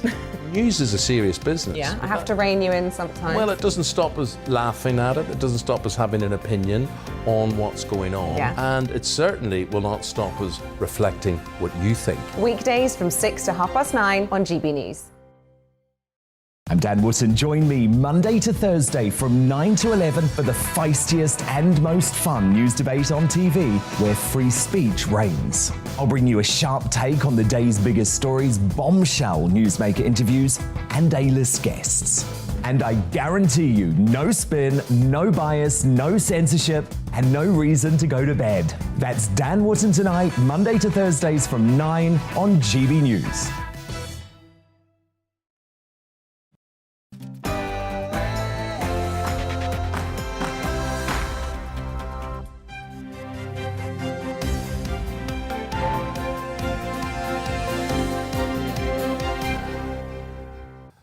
Northern Ireland's Agriculture Minister orders all European Union checks on fresh food to be ignored, setting the UK on a collision course with Brussels. Good morning. It's exactly 8 o'clock on Thursday, February the 3rd. This is Breakfast on GB News with Eamonn and Isabel. And leading our news this morning, the Northern Ireland Agriculture Minister, Edwin Poots, has issued an order to stop checks on food and farm products along the Irish Sea border. That's as the Democratic Unionist Party takes matters into their own hands. We're asking, do you support them?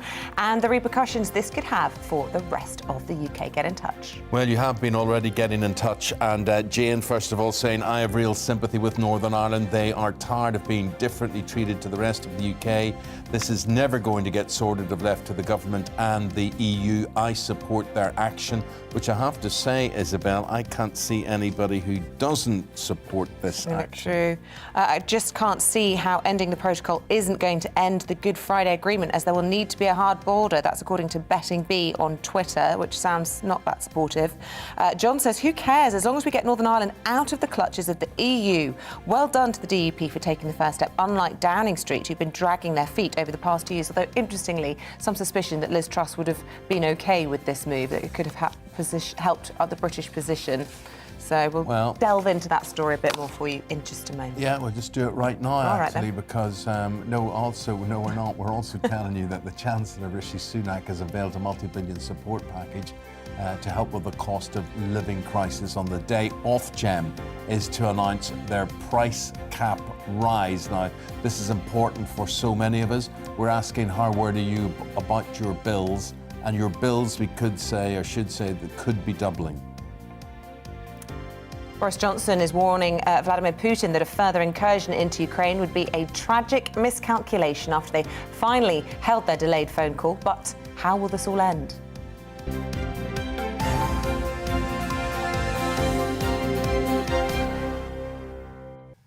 OK, so let's get into this Northern Irish story as regards the EU. The Agriculture Minister at Stormont has issued an order to halt Brexit agri-food checks at ports. Now, these checks are required under the terms of the Northern Ireland Protocol. They are part of the Brexit agreement. Outside Stormont, and to explain more, our Northern Ireland reporter Dougie Beattie. Dougie, how is this likely to go down in Brussels and indeed in London? It won't go down too well in Brussels. They could very well enforce WTO rules on the whole of the UK, and that would very much strangle growth and the economy inside Great Britain. It could start a trade war, but we don't believe that'll happen at the moment. Germany's second biggest trading partner is Great Britain, and the Republic of Ireland would suffer the most out of that because they depend on about £65 billion worth of trade from the UK every single year. They only have a gross domestic product of about 388 billion. Now, Edwin Poots tried to put this paper to the executive last week. Michelle O'Neill of Sinn Féin, the Deputy First Minister, decided she wasn't going to accept it at the executive table.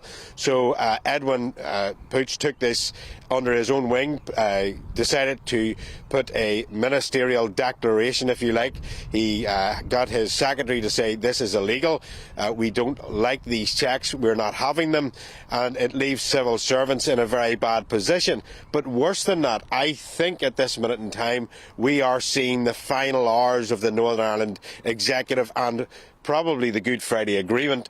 I do believe within probably days, if not hours, the First Minister will be pulled out from this behind me. Legislation is going through the Houses of Parliament on Monday to keep a shadow government in place to stop what happened here 3 years ago when the Northern Ireland Executive did collapse. It will keep a shadow government in place for about 6 months, but they will have no power. So if Edwin puts this through and then leaves the table, nobody can undo this. And this puts the Brussels deal in a very, very tight situation indeed. Dougie, you know, you're explaining everything so well there, but I imagine to most of the audience who's not from Northern Ireland, they will be completely bewildered. There are so many layers to this. It is so multifaceted. We're talking about devolution in Northern Ireland at risk. We're talking about the Northern Ireland Protocol at risk. We're talking about Brexit withdrawal at risk. We're talking about so many relations and implications between the UK, between the Republic of Ireland, between the European Union. We've even had experts saying that Ukraine is involved in all of this because the EU is looking elsewhere whilst this happened. Well, it is, because the irony of this is British troops are going into Ukraine, or helping the Ukrainians, so as it won't be annexed by Russia. And there are unionists here saying, well, in the same breath, the EU are annexing part of the UK. And this comes down to exactly what is happening here. It is the matter of consent with the Good Friday Agreement. Unionists are saying that they are being overruled and brought into the rules of Brussels, and everything then has to go through Dublin. Sinn Féin, of course, are the biggest nationalist party in Northern Ireland, but they are also the largest party in the Republic of Ireland, and they see this as a total benefit for them because they have MEPs that will set laws, and the European Courts of Justice are, of course, ruling between divergence between anything that happens between the UK and Northern Ireland. And let's not forget, Northern Ireland's biggest market, 70% of it, is in the UK, not the EU. And as these periods of grace end, things are tightening here. It's starting to tighten in Britain. The grace periods are ending there. But in Northern Ireland, they are ending. And firms from the UK are finding it very hard to do business with Northern Ireland. It must be said that manufacturers in Northern Ireland like the access to both markets, but have had to find ways around the paperwork themselves. And that has proved to be a problem as these grace periods are tightening. I think we will see protests on the streets in Northern Ireland getting worse and worse over the next few weeks. Interesting, Dougie. Thank you very much indeed. I want to go to Dr. John Coulter, a political commentator on all of this.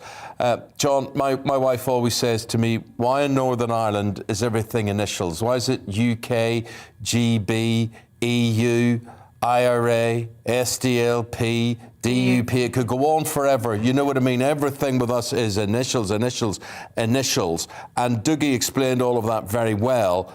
But could you just sort of sum up the importance or the repercussions, the ramifications of what is actually going on today? Well, good morning, Eamonn. Good morning, Isabel. I think we've got to call out the protocol for what it actually is. It's a punishment on the United Kingdom for daring to support the democratic vote in 2016 when the United Kingdom voted to leave. And that's simply what the protocol is. It's the European Union bureaucrats punishing the UK. It's also a double-edged sword. It's really sending another message to Eurosceptic movements in the likes of Poland and Hungary. If you dare to consider leaving the European Union, we will slap a protocol on you. And the big danger about this protocol is this. What happens if the European bureaucrats come back with a shopping list? If the United Kingdom fails to get rid of the protocol, they can't just dismiss it as a Northern Irish issue or an Irish issue. It is simply that part of the United Kingdom is still being run by the European Union. So either the European Union respects the democratic vote of 2016 or it doesn't. Is the European Union using the protocol trying to claw back the UK into the EU? I think that that's the big issue at the present minute that the people of the United Kingdom have got to face. This is an economic and political punishment. And John Coulter, where do you see this all going? Because, Ireland has come out, Simon Coveney has come out really upset by this move, saying that this is a breach of international law. There's a lot of bad feelings surrounding all of this, of course, concerns about the peace process. And yet we saw, didn't we, just a couple of weeks ago, Lord Frost sensationally quitting the government because he wasn't happy with the way things were going, sort of sensing of the softening of the protocol, if you like, from the Prime Minister. Where does this all go? The big problem is, Isabel, that the protocol shoulders up and supports the economy of the Irish Republic. Without a protocol, as Dougie was suggesting in his piece, there could be problems for the economy of the Irish Republic. This is about saving the Irish Republic's economy as well as punishing the UK. The big way forward is bluntly twofold, and it may seem very revolutionary and very radical. Number one, get rid of the protocol entirely, because that will allow the United Kingdom full leaving of the European Union. Now, if the Irish Republic wants to save its economy, it's going to have to face the bitter medicine, and that is it may have to leave the European Union too and become a federation of the British Isles. Because the only way that this protocol seems to be being accepted is by Republicans and nationalists who see it as a backdoor to Irish unity. And that's the big worry from the point of view of the peace process in Northern Ireland, which Dougie alluded to in his piece. We could see Stormont fall. We could see rioting. I'm sorry to sound like the prophet of doom, but this protocol really has brought an Armageddon-type situation to politics in Northern Ireland. Yeah. So, but then why was it allowed to happen? I mean, Boris Johnson talks about an oven-ready deal, but it wasn't oven-ready, was it? No, I think that basically they stumbled into this by accident rather than by design. I think this was, to put it absolutely bluntly, poor negotiating on behalf of the British government. What the British government should have done is, you may recall, the confidence and supply arrangements which the Democratic Unionist Party had with Theresa May's government.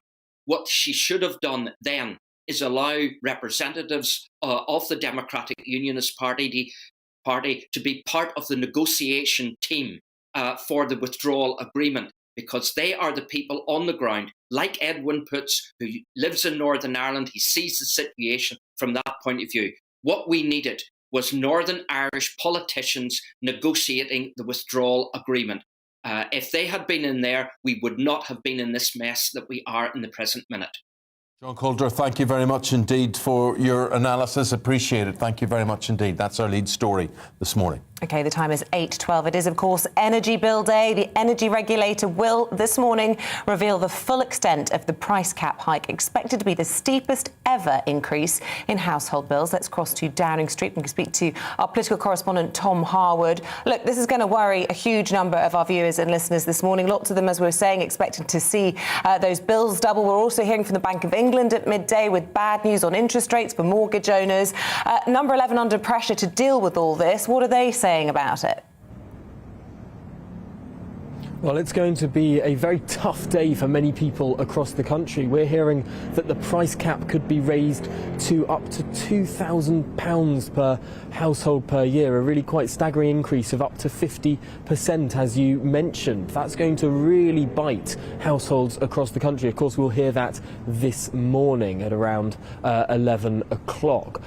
Also today, we're expecting the Bank of England to increase interest rates, potentially from 0.25% to 0.5%. That's going to bite into those who are paying back mortgages. So yes, the Chancellor is going to respond today. We're going to hear him in the House of Commons up at that dispatch box laying out measures. Now, we don't know exactly what the detail of these measures will be, but we do have a bit of an indication. We're hearing that billions of pounds of loans may be granted to energy companies in order that they cut their prices for those who are struggling to pay, potentially up to £200 off energy bills. Now, that might sound like a lot, but the grim fact is that energy bills will be rising for many by more than the amount that they'll be eased through this loan structure. So yes, some help, but not enough help to take away that rise. But also what we've been hearing about is another intervention that's been championed by Levelling Up Secretary Michael Gove, and this could come in the form of a council tax cut for those on the lowest council tax bands, so particularly targeting those potentially in areas like the Red Wall, making sure they're more able to weather this cost of living squeeze that undoubtedly is coming to all of us, not just in this country but across the Western world. Of course, we've seen the problem of inflation hit the United Kingdom, but also the United States, also the European Union, and also we've seen this energy price rise, the rise in wholesale costs. So this is a problem for energy providers, many of whom have gone bust over the last few months, as well as energy consumers. This is a problem that is not just affecting the United Kingdom, but is affecting the entire Western world. Tom, appreciate it. Thank you very much indeed. More now on the cost of living. Let's go to Paul Hawkins, who is... where are you, Paul? I don't know where you are, but anyway, we're talking about the cost. Where are you? You're outside Tesco's anyway, we can see that. He's in London. Yeah, morning Eamonn, morning Isabel. Yeah, I'm outside Tesco's in Addleston, just inside the M25 in Surrey. I've been speaking to people here about the choices, the difficult choices that they have to make when it comes to shopping, and then after shopping, are you going to heat or are you going to eat when you get home? Just looking at a recent survey by Kantar, in fact this was out yesterday, average annual grocery bill up £180 year on year. In the 4 weeks to the 23rd of January, up 3.8% compared to the same time last year. So a lot of things are going up in the shops. A lot of people are trying to decide about whether they're going to heat or whether they're going to eat, etc. Energy bills, as we've just heard from Tom, definitely going up by a significant amount, 50%, when Ofgem announced that price cap rise later today at 11 o'clock. I've been speaking to one business owner, a cafe owner here in Surrey. I'm Max from Pasha, it's a Turkish cafe bistro in Çorum, Surrey. The price increase of electricity and gas is surpassing all the other ingredients, basically, all our overhead expenses. Right now, it's the main cost, obviously. Yeah. Staffing and energy bills are our main costs. Yeah. So how much would you say percentage-wise your costs have gone up, like, over the past year-ish? About 50% in overall. We can put our prices up on par with how the price have increased. We have put some of the things up, obviously, to survive, to cover the cost heads, but we try to be a bit careful. When we say energy, it's not just gas, electricity, fuel price up, and the deliveries, the transportation, everything is reflected. So relatively, things have gone up higher. We absorb some of the costs. We will keep on absorbing some of the costs to keep the people happy, but you can't keep on doing it. Should the government be doing more? I don't think it's just the government, because governments come and go. You need some fundamental solutions for especially small business. It has to be a state policy. But so far, the policy that this government has followed have been quite helpful. Yeah, so that's Max, who owns a cafe in Chobham in Surrey, pointing out that really we need fundamental long-term solutions, he thinks, compared to these kind of short-term plasters that the government's sticking on the problem. I mean, Tom mentioned earlier that they're going to announce this loan to energy companies, which is then going to be passed straight through to customers. That's then going to be repaid by those customers when energy bills come down. If you speak to most energy experts, they say that energy prices are going to remain high for at least the next 18 months. So when are those customers going to pay back that money? And also for the energy suppliers, they're asking, very complex questions, such as if a customer joins us or leaves us, do they take that debt with us? So there's loads of nitty-gritty in the policy to iron out, and really it's not going to make that much of a difference to this huge energy price rise that is coming later this morning. So, you know, big questions for the government and lots of pain for lots of us, not just those who are on low incomes. Yeah, and lots of pain and lots of worry today. Paul, thank you for that. And of course, those loans assume that energy prices are going to come down, and if they don't, how do you repay that? When's that ever going to happen? So DH Photo says, we never voted for green levies. We want stable, cheap energy. We don't care where it comes from, he says. Helen says, my energy bill has already gone up almost 50%. I can't afford for it to happen again. I had a bill through the post as well saying your bills are going to double this year, and we saw the readout and it was that moment of, right, OK, this is happening. Let us know your experiences on that. Do get in touch. GBViews at gbnews.uk. Coming up, we're going to be speaking to a former UN ambassador about those growing worries for Ukraine. Could it affect us at home as well? First of all, though, here's your forecast. Hello, a very good morning to you. A mild start out there. Temperatures on the thermometer 7 or 8 Celsius first thing. A lot of cloud cover and then turning wet and windy from the northwest by the end of the day and overnight. That wet and windy weather associated with this cold front.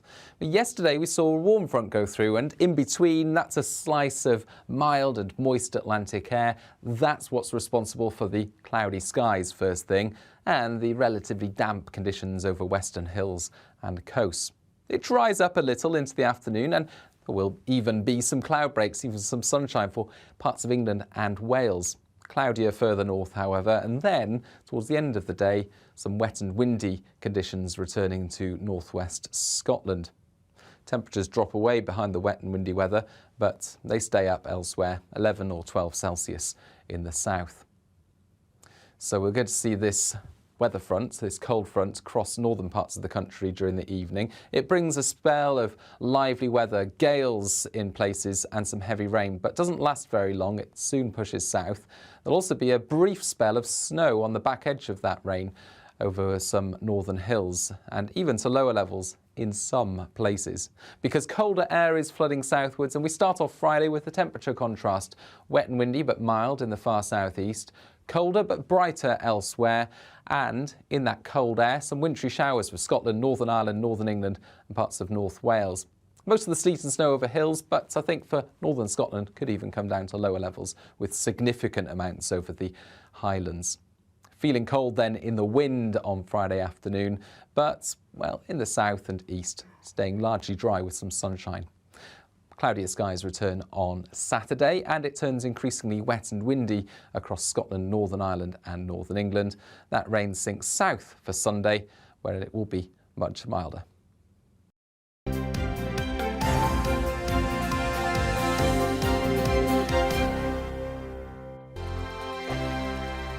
GB News is the UK's home of discussion and debate from all perspectives. To stay up to date on the latest stories, make sure that you subscribe to the GB News channel right here on YouTube. You can watch us live 24/7 across the whole world. You can also check out exclusive content and catch up on previous episodes of your favourite shows.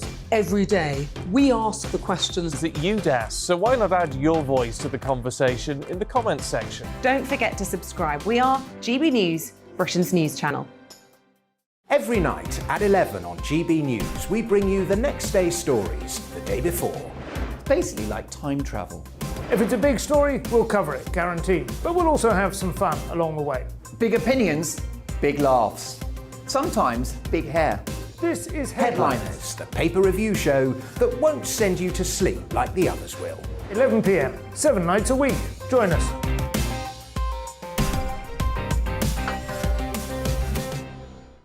Hello there, I'm Eamonn Holmes. And I'm Isabel Webster.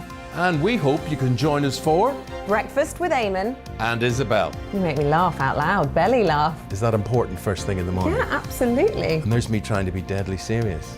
News is a serious business. Yeah, I have to rein you in sometimes. Well, it doesn't stop us laughing at it. It doesn't stop us having an opinion on what's going on. Yeah. And it certainly will not stop us reflecting what you think. Weekdays from 6 to 9:30 on GB News. I'm Dan Wootton. Join me Monday to Thursday from 9 to 11 for the feistiest and most fun news debate on TV, where free speech reigns. I'll bring you a sharp take on the day's biggest stories, bombshell newsmaker interviews, and A-list guests. And I guarantee you, no spin, no bias, no censorship, and no reason to go to bed. That's Dan Wootton Tonight, Monday to Thursdays from 9 on GB News.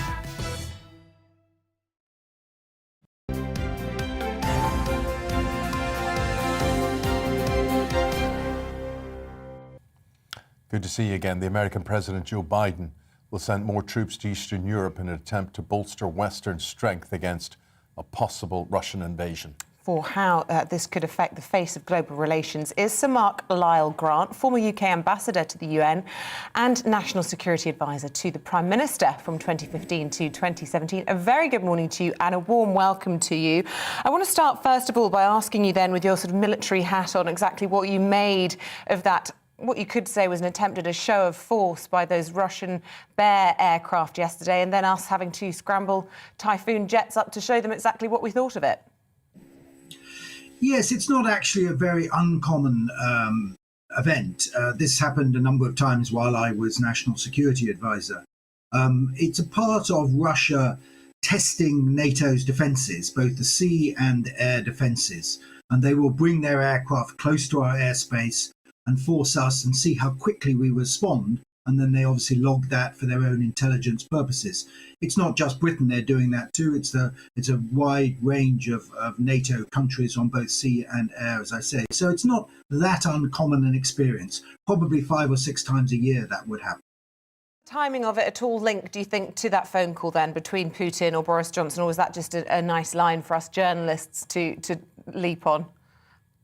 I think that's a bit of a coincidence, to be honest. I mean, Boris Johnson's phone call with President Putin is part of a 3-strand strategy being pursued by the West in response to the Ukraine crisis. The first strand is support for Ukraine and Eastern Europe, and President Biden's recent announcement of extra troops for Eastern Europe is part of that, as was Boris Johnson's visit to Kiev and the promise of more military equipment to Ukraine. And then you have the deterrence strand, which is to warn President Putin that there will be serious consequences for him and for Russia more generally if he goes ahead with military aggression against Ukraine. And part of that was the UN Security Council meeting earlier this week. And then the third strand is the dialogue strand, to show that, yes, we're prepared to discuss with the Russians a range of their security concerns, but there are limits on that. And I think the Boris Johnson phone call fitted into those last 2 strands of that overall strategy. The Joe Biden deployment of 2,000 troops, how do you see them being used, or what do you think that message is saying to Russia? It's a symbolic measure rather than anything else. These troops are not going to Ukraine. They're not going to be fighting the Russians. They're going to be deployed in Poland. A number of NATO countries do have troops deployed in Eastern Europe. Britain has over 1,000 troops in Poland and in Estonia, and some troops also in Poland.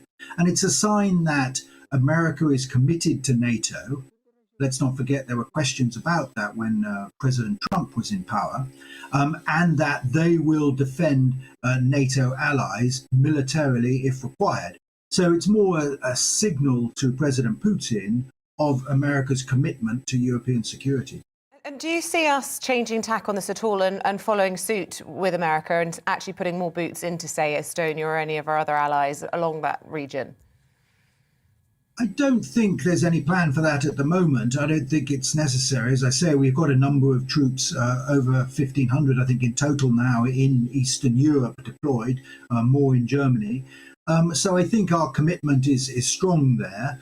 It would be good if some of the other NATO allies were to follow suit, but of course everyone has a slightly different approach to deploying troops overseas. So, Sir Mark, you have been a Prime Ministerial advisor in the past. If you were still in that position, what would you be advising Boris Johnson to do re-Ukraine? Well, I think we're on something of a knife edge at the moment, and we're entering a very dangerous period. I think military experts, more expert than me on sort of military matters, would say that probably the window of opportunity for President Putin to take some military action would be the sort of second half of February. There's some political reasons for that and some military ones. The political ones are that you've got the Beijing Olympics starting on Friday. Now that sounds silly, but actually President Putin will not want to take some action which would tarnish the image of President Xi of China. So I think he won't be doing anything during the first week at least of those Olympics. But after that, you have the start of the sort of Belarus-Russian military exercises, which have been planned for some time in Belarus, very close to the Ukrainian border. And I think under cover of those exercises, the risk of some sort of military adventure is quite possible. And there is an end timeline that President Putin will be thinking of, which is when the frost melts, as it were, and the snow disappears, it becomes very muddy and it's less useful to use tanks in that sort of environment. So there is a window of possibility for President Putin. And I think what we need to do, and I would be advising Boris Johnson of this, is to do everything we can to strengthen all three strands of the policy that I mentioned to dissuade President Putin from taking this very dangerous step.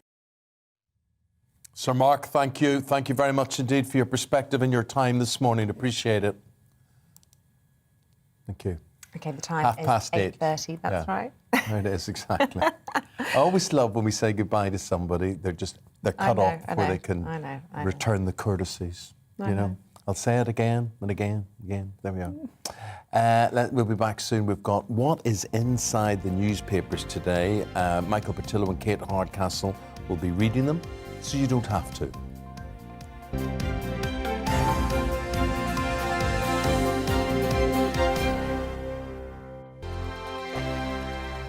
GB News is the UK's home of discussion and debate from all perspectives. To stay up to date on the latest stories, make sure that you subscribe to the GB News channel right here on YouTube. You can watch us live 24/7 across the whole world. You can also check out exclusive content and catch up on previous episodes of your favourite shows.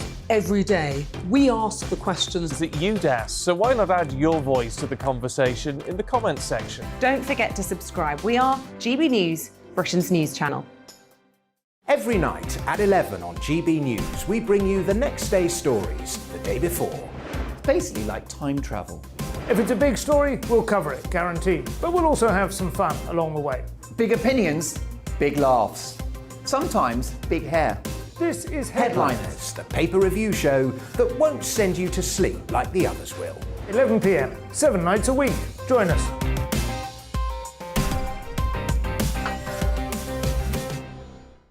Hello there, I'm Eamonn Holmes. And I'm Isabel Webster.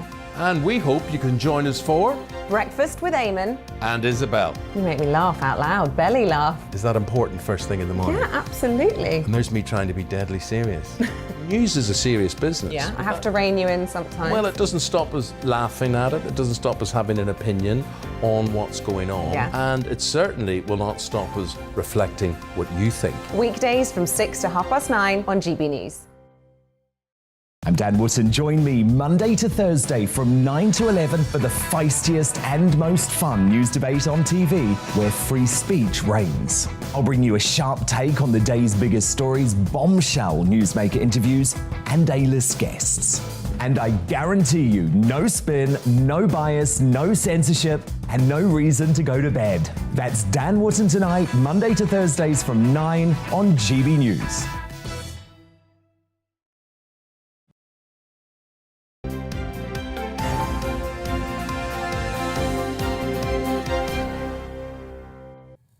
It's just after 8:30. A very good morning to you. This is Breakfast on GB News with Eamonn and Isabel. And these are the front pages of today's newspapers.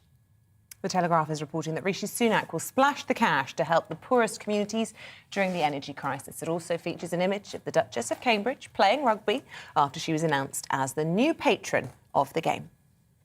The Mirror claims it's D-Day for Britain as the energy crisis continues to hurt the poorest families.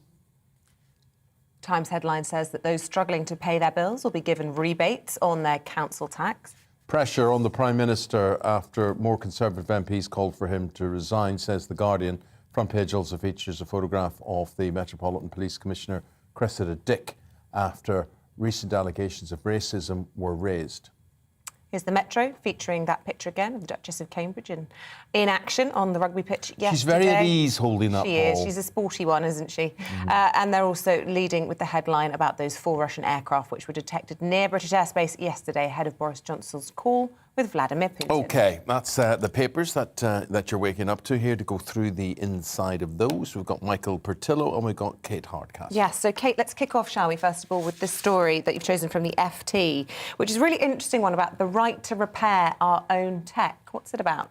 So there's a lot of call on the manufacturers, particularly in America right now, to understand how they can give better service to us as customers on this right to repair.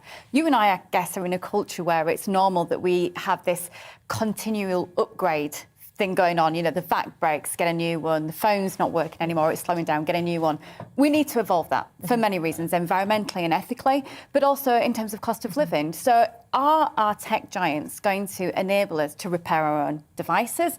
Are they going to make that affordable? And is that something we should look into? There are many bodies here in the UK, including the university facility in London, that has proven that we as consumers, unsurprisingly, want this change. And it's something that could be forced upon manufacturers effectively in the future. Well, it's always historically hard to force things onto these tech giants, though, isn't it? I mean, they don't really want to. It's not in their business model to make it What I would force on, first of all, is one charger, no matter what your phone is. The idea that you've got to buy different chargers for different phones. And also, it always makes me feel so puny because when you go back to our parents' generation, most men could fix most things. And are you as useless as me, or? Well, I could only ever do a 3-point plug. That was my maximum. It's because you learnt that at school, did you? No, I think I learnt it around the home, but it's true. There's just basically nothing you can do now. Nothing. It's broken. Get a new one. And for you and me now, even light bulbs are getting a bit beyond us. Yeah. Do you want another story? I know. I'd love one. What have you got? Well, there's a new aspect to the sort of culture war, because at Jesus College, Cambridge, there is a memorial in the chapel to Tobias Rustat, who is? He was a donor to the college and also to the new St Paul's Cathedral in London in the 17th century, but he was also involved in the slave trade because he invested in the Royal African Company, which made its money out of slavery. So for the first time, this is being tested in a court because the application to remove this statue is being heard before a consistory court with a QC making a decision. And the way this is presented in the Telegraph is a clash between Oxford and Cambridge, because Cambridge College wants to remove the statue. Some Oxford professors are key witnesses on the other side. If I can give a view on this, you know, Britain is built on slavery. And we really have to understand this. I mean, St Paul's Cathedral was built with funds that were from slavery. It was absolutely the norm. It was the norm in Britain. It was the norm in the world. We were heavily engaged in the African slave trade.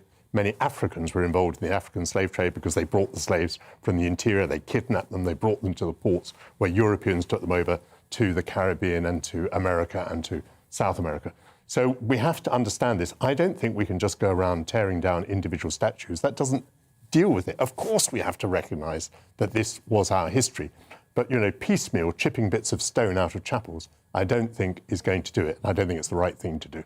It's interesting because the last time this sort of thing appeared in a court was, of course, the Colston statue in Bristol, and, of course, Bristol, yes. Places like Liverpool in the north, very much these port cities built on slave money. And there is this whole debate about whether, is this a generational thing, or is this just that we're, as, you know, the younger folk really offended by history? Where do we need to go? Cancel culture, you know, becoming normal? Well, it's about education, and it's also about knowing what we are going to do. If the frustration and the anger isn't to be directed towards our statues, then where does it go, Michael? What do we do with it? We have to at least demonstrate the retrospective we've now been given with time and understand that we as a nation are doing more about it. I don't feel where people have an outlet. I'm not saying that's the right thing, but where did they go? What do they do with that? Where did they see that things are actually going to be listened to? Well, traditionally, universities were about learning, they were about debate, they were about controversy, they were about argument, and that's what universities should be about.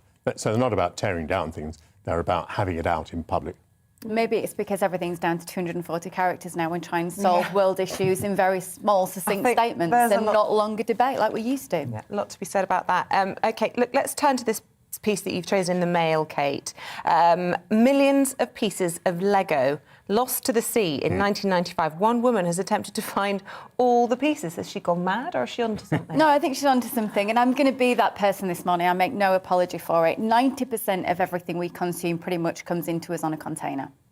And when you think about the pollution of 30 million tonnes of plastic waste going into our seas every year, it's a real issue. In fact, I have an idea, which I know I'm going to get grief for, but I don't care. We went, because of the staycation element, going out, picking up plastic on the beach with the kids before we'd let them play on any of the beaches last year. And I think there should be a levy that a toll almost, if you go onto the beaches, you should pick up 5 minutes of plastic to make a difference. You do always see people now on the beach doing that. You can't really do a beach trip, I don't think, nowadays, without seeing somebody litter picking. We should all have to do it. I did some filming around this last year in Cornwall, and it's interesting. If you just look, because I don't normally look, as soon as you look, the beach is absolutely full of tiny specks of plastic, because they break down into these little tiny balls. It is horrifying how much plastic there is out there. And, on this story, it's about 5 million pieces of Lego going missing in 97. But the fact is, those were collected because they had worth. So people went to Cornwall to find them because they wanted to car boot or keep the Lego pieces. So we have to put worth and value in terms of the planet and the benefit we could get from doing the right thing. Beach combing for the benefit of the planet. I like it.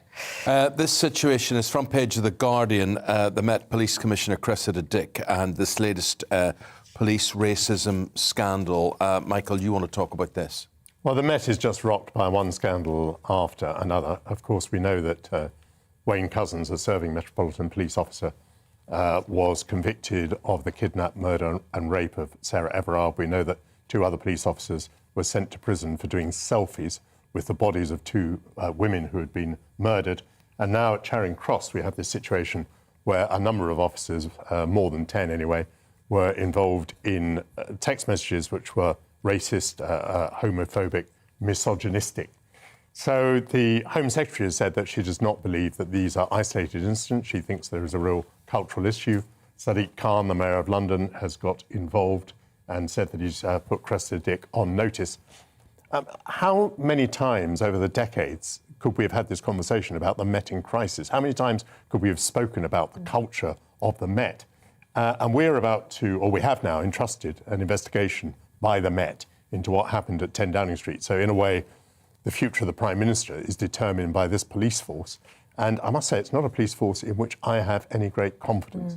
Oh, by the way, the icing on the cake is that one of the officers who was involved in the internal inquiry in which all these messages were revealed and he was disciplined was, of course, then promoted from constable to sergeant. Well, if I may use you as the voice of someone from outside the London bubble, do stories like this that are quite clearly levelled at one particular force actually result in people losing faith right across the country in police officers? It undermines the role and the hard work that officers at all the different constabularies and forces have to do. Well, of course it does, and I think that you wouldn't go too far to find other forces that have got experiences with challenges as well. I mean, when you talk about culture in a workplace environment is huge to change. It takes a lot of doing, a lot of commitment. So I think we want, again, deeds, not words here. What does that look like? Who's going to change it? Who are the outside influences going into that environment that stop that mentality? I'm sure for every great person out there, unfortunately, we know there are people that are using that as some kind of bizarre authority to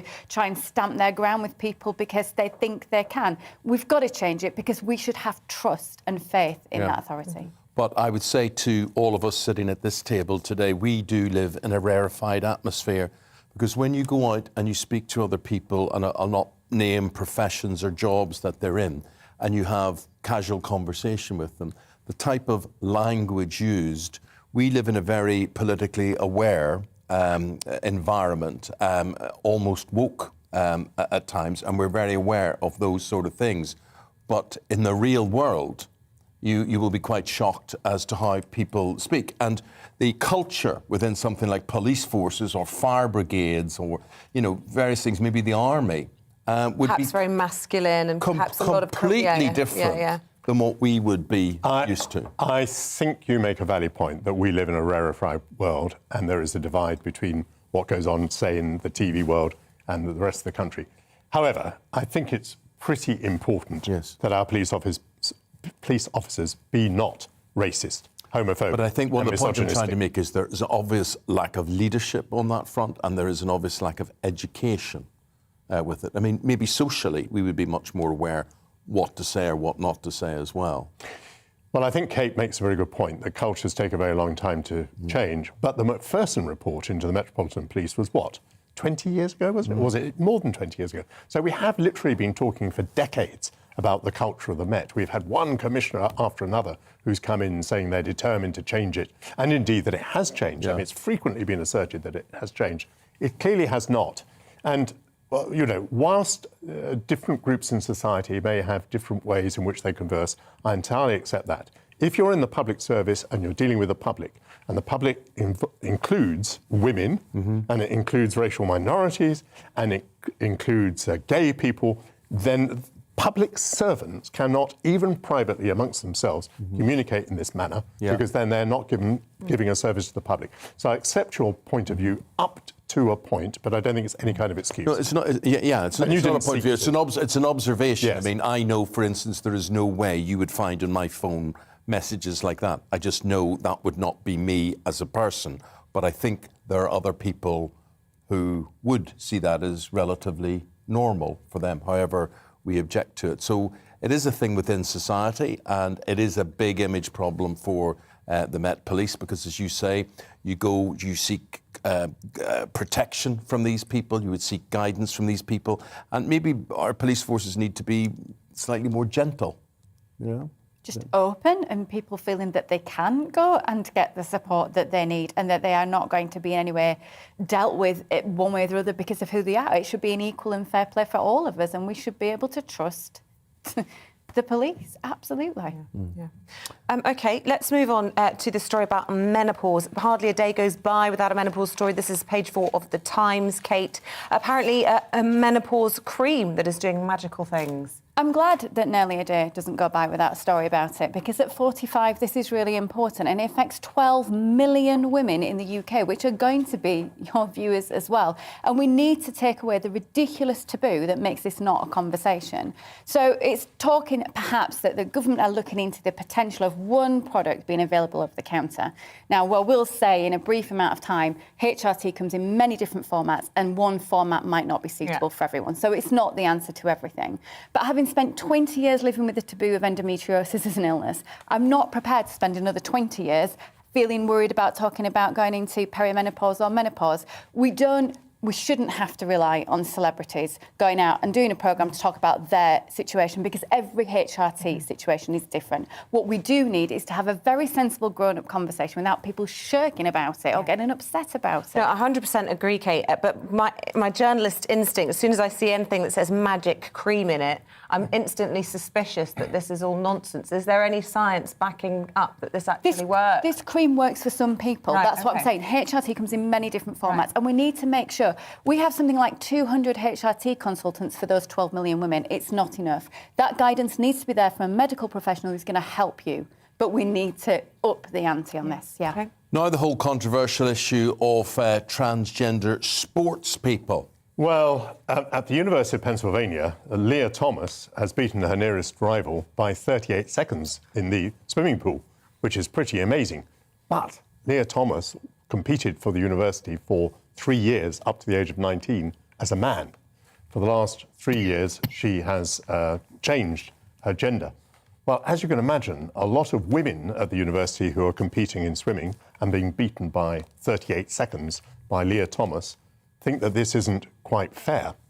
And so this issue of what you do about people who change their gender in the world of sport, in the world of women's sport, is right there up front and big news in the University of Pennsylvania.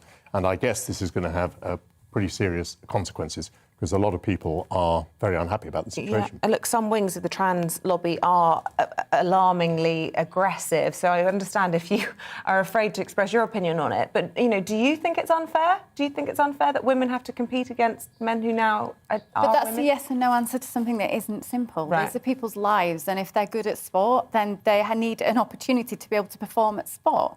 So that's where I would start from. That's my basis. I don't know enough about it to say yes or no. What I need to make sure is that that everyone gets the opportunity to do what they're good at in life and find a conduit to do that. Interesting. OK. Beatles, right. Daily Express, Beatles scrapbook sold for charity. How much, Kate? It reckon up to £2,000. So this was just a quick question if anyone had anything in their attic, really, so I could take it back and try my luck on eBay. Because memorabilia still... The thing that amazes me is memorabilia still works. I've been to an auction with you where you bought memorabilia, so I know you've got a thing for this. I do, I love it. It's a piece of history. What was it that you bought with that? I bought Burberry's only design of a certain jacket for Julie Walters. It was there you go. It was beautiful. But I think it's fantastic. And the great thing as well, we've got this big debate going on about, is there going to actually ever be any rock legacies like the likes of the Beatles, because life's different now, and how much that their iconography and their image still can raise these types of funds. Do you have anything, Eamonn? Well, funny enough, yesterday up popped on my phone an information piece that there was an online auction. And I looked at it, and it was for a TV programme that when I was a kid I watched a lot called Lost in Space. So I thought, what would I do with it even if I got bits and pieces? But I thought, this is very attractive to me. So I went on, I looked. Unfortunately, it was the remake, the film in 2018 of Lost in Space. So there was nothing, you know, warning, Will Robinson. You know, did you not watch Lost in Space? No. There's a photograph of me and Paul McCartney in 1991. Oh, here we go. That's a cracker. What do you think that would fetch? I'd probably devalue it. You wouldn't. No, I was once seriously tempted to buy John Wayne's eye patch and wig from True Grit, the Oscar-winning film. Very great movie. Very great movie. And basically, then, when my wife heard there's a wig involved in it, there's a wig. She didn't want this mouldy wig, but I really was seriously tempted. I don't know what I would have done. I know what you would have done with it. You'd have put it on, and your John Wayne impressions would have gone up a notch. Because let me tell you, at least once a day he rocks out. Fill your hands. Yeah, I could have done all that. That would have been there. Yeah. How much did it go for, though? How much did it go for? It would have been thousands, 10,000 or so like that. So it would have been. See, there we go. Guys, in the attic yet? Yeah. I have loads of junk. I have lots of football junk. I thought you'd have some footy memorabilia. I don't have any memorabilia. Gigs, boots. I've got footballs. I've got grass from the Bernabeu Stadium, from the new camp. I've got all. Can it still come and have a route round? I think I get a real cash in the attic. I think it's withered a bit. It is withered a bit. It is. Guys, thank you both very much indeed. That's Michael Bertillo and Kate Hardcastle. OK, stay with us. Up next, we're talking about levelling up those powers now to choose how and where to spend money as it's being passed from central government to local areas. 9 counties have been given the chance to bid for greater autonomy in their region, including Nottinghamshire and Leicestershire. Our East Midlands reporter Will Hollis with more. Strength at the heart of the country. For centuries, Newark Castle helped Britain's kings keep control. Now the government of today is looking to return greater power to the regions. 9 areas have been picked for devolution, one of them Nottinghamshire. Separate councils combine to offer greater services. Ben says more than 1 million people will benefit here.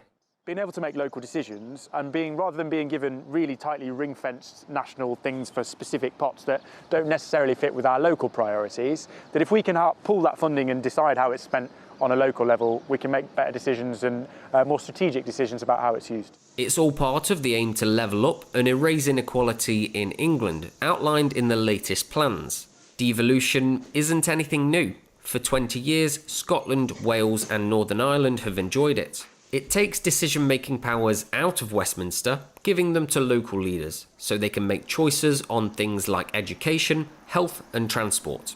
The same has happened in Greater Manchester and the West Midlands, where elected mayors rule their region.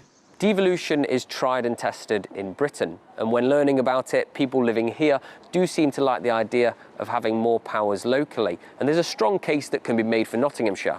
Like many market towns, some in Newark feel forgotten by elites 100 miles away. The things that matter to people up here are the jobs, security and the health service, I think, and transport. They're the main ones. On the whole, I think it's a great thing. I think it puts power back where you need it, which is locally, and you know what you want in your own area. Newark's a lovely town, but we have issues and problems and they need addressing, and if it's left to a central body to do that, do they really understand? Probably not. The government's plan spans the decade. The East Midlands Chamber wants to see results far sooner than its end. 10 years feels like a long time, well after the next general election, and of course none of us know what the outcome of that could be. So really what we would want to see here in the East Midlands is an acceleration of those investment intentions. Labour's criticising the government's plan as not ambitious enough and a simple reshuffling of old funds. The true extent of any success won't be seen until far in the future, when the actions of today are crumbling from memory. Will Hollis for GB News in the East Midlands. So there we go, Eamonn. You with us? Yeah, I'm thinking about levelling up light and dark here as well.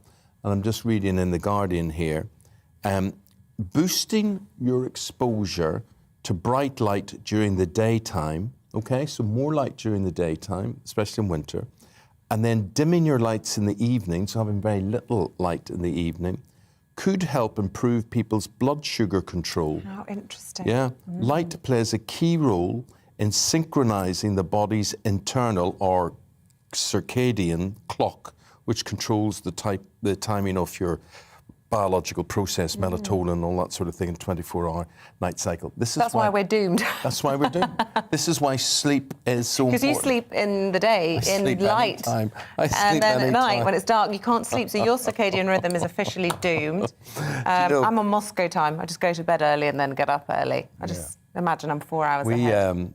We are complete sleep bores. If you get in conversation with us... It's like a sleep-off. Who's had the least sleep? Who's had the worst night? Get involved in conversation with us, it only ends up about sleep. And then we come in, the first thing we do, first question we ask each other... How did you sleep? How did you sleep?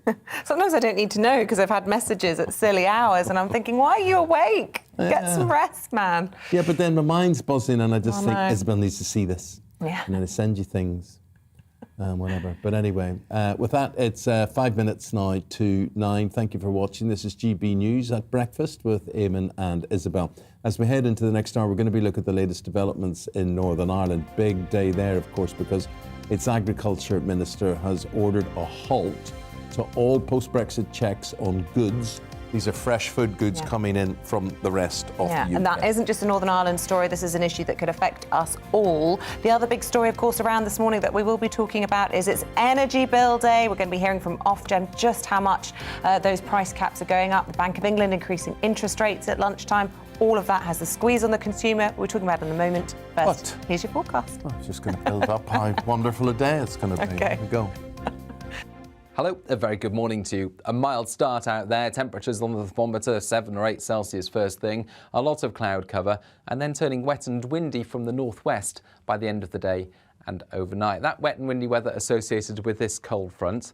But yesterday we saw a warm front go through, and in between that's a slice of mild and moist Atlantic air. That's what's responsible for the cloudy skies first thing and the relatively damp conditions over western hills and coasts. It dries up a little into the afternoon, and there will even be some cloud breaks, even some sunshine for parts of England and Wales. Cloudier further north, however, and then towards the end of the day, some wet and windy conditions returning to northwest Scotland. Temperatures drop away behind the wet and windy weather, but they stay up elsewhere, 11 or 12 Celsius in the south.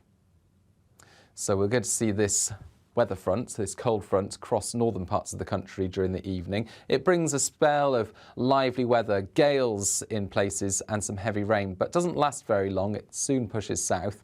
There'll also be a brief spell of snow on the back edge of that rain over some northern hills and even to lower levels in some places, because colder air is flooding southwards. And we start off Friday with the temperature contrast. Wet and windy but mild in the far southeast, colder but brighter elsewhere, and in that cold air, some wintry showers for Scotland, Northern Ireland, Northern England and parts of North Wales. Most of the sleet and snow over hills, but I think for Northern Scotland could even come down to lower levels with significant amounts over the Highlands. Feeling cold then in the wind on Friday afternoon, but, well, in the south and east, staying largely dry with some sunshine. Cloudier skies return on Saturday, and it turns increasingly wet and windy across Scotland, Northern Ireland and Northern England. That rain sinks south for Sunday, where it will be much milder.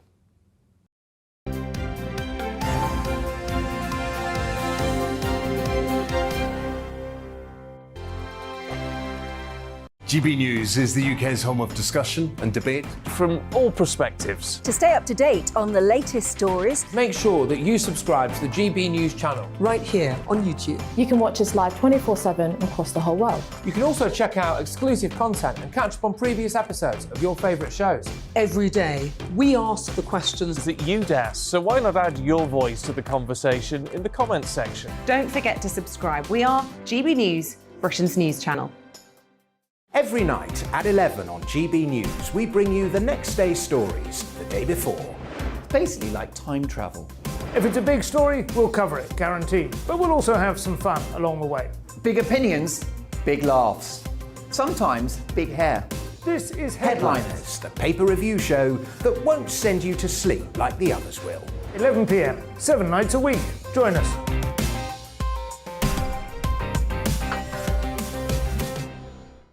Hello there, I'm Eamonn Holmes. And I'm Isabel Webster. And we hope you can join us for Breakfast with Eamonn and Isabel. You make me laugh out loud, belly laugh. Is that important first thing in the morning? Yeah, absolutely. And there's me trying to be deadly serious. News is a serious business. Yeah, I have to rein you in sometimes. Well, it doesn't stop us laughing at it. It doesn't stop us having an opinion on what's going on. Yeah. And it certainly will not stop us reflecting what you think. Weekdays from 6 to 9:30 on GB News. I'm Dan Wootton. Join me Monday to Thursday from 9 to 11 for the feistiest and most fun news debate on TV, where free speech reigns. I'll bring you a sharp take on the day's biggest stories, bombshell newsmaker interviews, and A-list guests. And I guarantee you, no spin, no bias, no censorship, and no reason to go to bed. That's Dan Wootton tonight, Monday to Thursdays from 9 on GB News.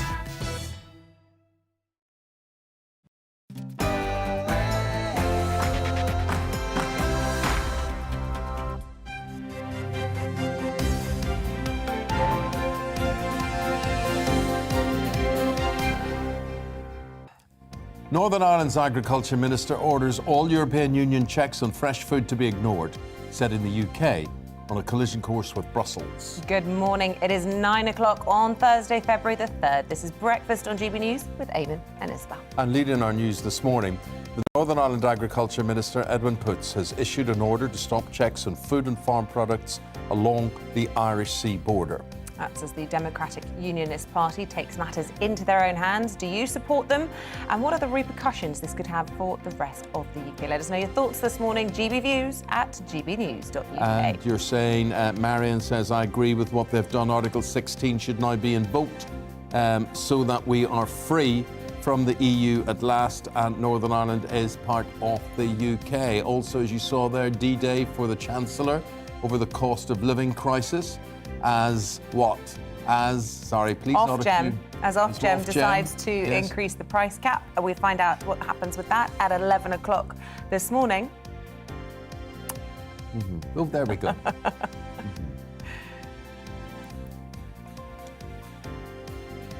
And later in the show, we're looking at one of the rarest coins. This is Edward VIII, picture of him there. It's expected to go for a vast sum of money. The last time one came on the market, it was sold for £1 million. So the sort of crowdfunding it, so it appears you can buy a slice of that coin. Well, we were talking about memorabilia in the pay-per-view just now. There's a bit of royal memorabilia for you. Yeah. Let's get into the news. Let's.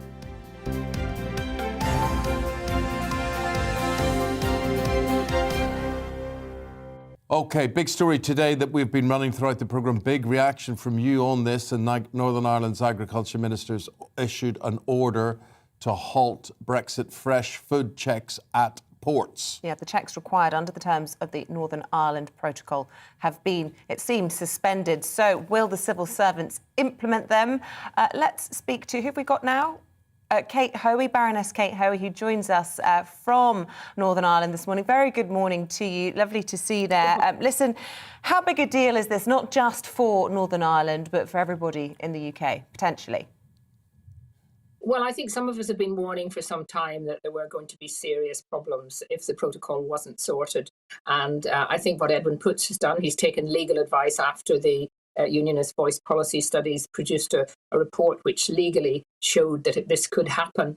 And it could, the really important thing is that the executive in Northern Ireland never has taken a decision on this. And of course, as part of the Belfast Agreement, there has to be consent given to really controversial issues. And a legal case in November showed that this was necessary, which is then where it has all come from. And I think it's a very serious issue, and it'd be even more serious if the civil service in Northern Ireland decide to ignore the command, basically, of a minister. So I think we're going to see things developing during the day, but there's no doubt about it. Kate, how could they ignore British, that demand? Negotiations seem to be going nowhere, and I think Edwin Putts has decided it's time to actually show that we're not prepared to put up with the protocol any longer. OK, so Liz Truss is meeting today, either by Zoom or in person, with European ministers to discuss the whole situation. Will the UK government be supportive of this?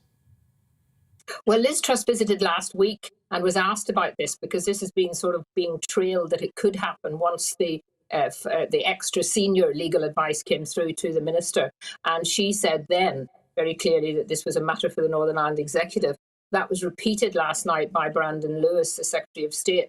And I think that shows that, you know, the United Kingdom government too is getting rather tired. I mean, obviously they have to play the diplomatic thing, and this is an agreement that was signed wrongly, by the government, and therefore they can't really come out and be completely against what Northern Ireland minister has done. But I think that, you know, this shows the European Union, as we've said continually, that instability, this is bringing about instability. And it may be an international treaty, but the Belfast Good Friday Agreement is an international treaty. And therefore, you know, it was always going to be a case of ultimately our government has to decide, is it the protocol or is it the Belfast Agreement? The cross-community consent principle has gone from the Belfast Agreement. The East-West relationship has been broken. So the Belfast Agreement is really, really threatened. And that is what, you know, when I hear people talking about, you know, the Belfast Agreement and all of the instability, the reason for that is the protocol, which was brought in for no real reason other than the EU wanted to protect its own single market. It should have been able to do that in its own territory. And wasn't there an argument that the protocol was also there to prevent a land border being put in? I just wonder where it leaves the whole debate on how this is resolved, you know. Well, technology could be one answer, couldn't it? Digital checks. Well, I mean, before the current Taoiseach was in power, the previous Taoiseach, Enda Kenny, had started discussions with civil servants about how this would work, because we always knew that, you know, there is a frontier. I think that's the way you call it, and there are differences between the Republic and also Northern Ireland in all sorts of ways. You know, they've got the euro to start with, but it could have been it genuinely could have been solved with goodwill. That goodwill was withdrawn when Taoiseach Varadkar came in, and I'm afraid since then, you know, it's been the tiny amount of trade that goes on from Great Britain through Northern Ireland into the Republic. This could have been handled in any other in a way that was not going to bring about dividing up the United Kingdom. I mean, that's what really upsets people in Northern Ireland who are pro-union, who want to be British, and, you know, who enjoy the situation as it is, that suddenly their own country, they're being divided off. And I mean, I find this, I go back and forward to London regularly, but I find now if I want to buy something using Amazon, you suddenly discover not going to be sent to Northern Ireland. And this cannot continue. And I think Liz Truss knows that. I think the government know that. It's just a way of being able to get it so that I can understand the government don't want to have a huge row with the European Union, but ultimately, you know, they're going to have to choose, do they protect the people of Northern Ireland, or do they actually decide to say to the European Union, you have decided to implement this protocol in a ridiculous way and it has to end? In a way, has Edwin Putts done Liz Truss's dirty work for her? There's all sorts of talks about, you know, invoking Article 16 and all that sort of thing. Now, he hasn't quite done that, but there has to be a fallout over all of this. I mean, he certainly socked them one on the chin, hasn't he, with this? Well, yes, it's kind of basically thrown things, you know, put a spanner in the works. The EU now is going to have to recognise that this is not working the way they wanted it to. It's not going to work even the way it was originally designed. And that they can't, if they're serious about this all being about stability and peace in Northern Ireland, keeping the institutions going. I mean, I wouldn't be a bit surprised if over the next few days we see the executive no longer being able to work, that the First Minister could withdraw. And then we're into a very difficult situation because there are not elections until May. And, this needn't happen. And I hope that the European Union, Šefčovič, who has gone on so much about wanting to protect the Belfast Agreement, well, he has to protect it in all its parts, not just the bits that suit, I'm afraid, the Irish government and the EU. Baroness Kate Howick, thank you for your perspective and your time this morning. Appreciate it. And let's bring in our Northern Ireland reporter, Dougie Beattie, next. He's joining us from Stormont, been there throughout the morning. Look, we were hearing predictions there from Baroness Hoey that today will be a very interesting day to see how this all plays out. What's your reading of how it could pan out? Well, as I said earlier on, I think that we're looking now at the last hours of this Northern Ireland executive. I think that Edwin Pooch's bombshell that he dropped will actually cause the First Minister to resign from here, probably, if not tomorrow, probably Monday. And I think at that point that the legislation that's going through Westminster will keep this place up and running for 6 months, but in a shadow form. The checks on the ports at this moment in time that other media places are reporting that are going on, I think what we are seeing there is the checks that were there for some time. All our cattle and so forth that are in here are already being checked. They already have been. We have a recognised herd scheme here from the early 70s. That kept foot and mouth and so forth out of our agricultural system and blue tongue. So I think the checks that are being reported that are going on, I think, are already have been there for many, many years. I don't think a civil servant at this point are going to try and break the law and leave themselves in a very bad financial situation. So listen, what's the reaction that you're picking up? Are people cheering for Poots, or well, I suppose it depends what side of the political fence you're on. But I mean, by and large, are Northern Irish people saying "well done," or are they saying, "oh, what a waste of time this is"? Well, I think Northern Irish people have really got to the end of any stunts. I think they're fed up with the protocol. I think unionists have checked out of here. And I think Sinn Féin have also checked out. I think they see more stall in Dublin, where they're riding very high in the polls at this minute in time. So I think really and truly Northern Ireland is in a bad place, and I think as these grace periods end and this behind me falls, I think we're going to see a lot of protests on the streets over these next few weeks. And Dougie, how much of a I don't know if the right word is distraction, but how much of a hindrance are the issues for the European Union, with their focus perhaps elsewhere on Ukraine and Russia, in getting a resolution in this particular issue, do you think? Well, I think now more than ever, minds in the EU will be focused. And remember, the French are coming very shortly with an election. Macron will face the polls here. The cost of living in France is high enough, as it is in Germany. The price of gas is rising right across the whole world. And Ukraine at this minute in time, that situation could cause the price of energy to rocket. So Britain being in there at this minute in time will only help Germany and France. Do they really want to go to war with Britain on an economic war when they're in there protecting a member of the EU that is not a member of the NATO? Thanks for your work all morning, bringing that story to us. Really appreciate it because of the significance not only to Northern Ireland, the UK, the Republic of Ireland, the European Union, Ukraine, we're hearing about as well here. So thanks very much indeed. Good talking to you.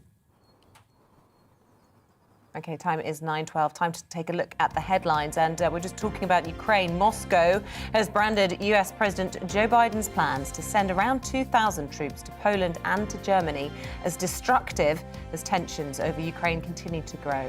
During a phone call, Prime Minister Boris Johnson warned Vladimir Putin that any Russian incursion would be a tragic miscalculation. Ofgem is expected to announce today that the energy price cap will rise by 50%. Due to soaring wholesale gas prices, the decision would mean the average energy bill could hit £1,915.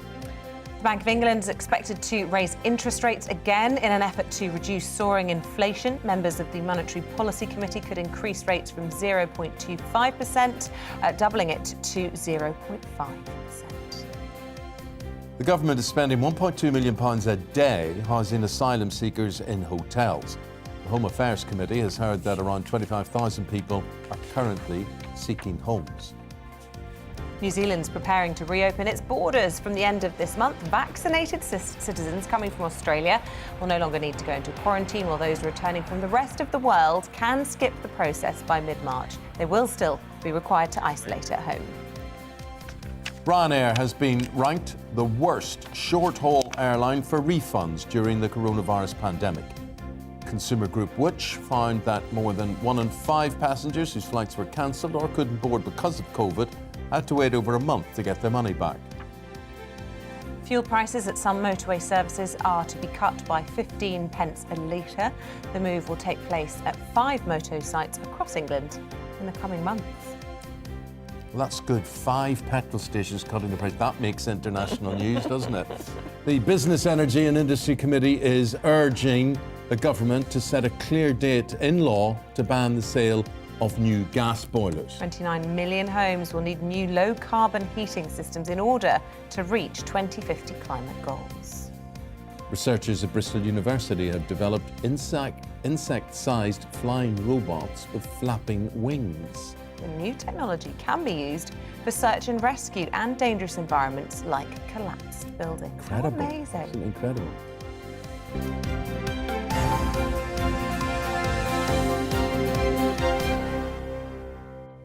Well, as part of levelling up, powers to choose how and where to spend money are being passed down from central government out until your local area. 9 counties have been given the chance to bid for greater autonomy in their region, including Nottinghamshire and Leicestershire, and our East Midlands reporter Will Hollis has been finding out the details.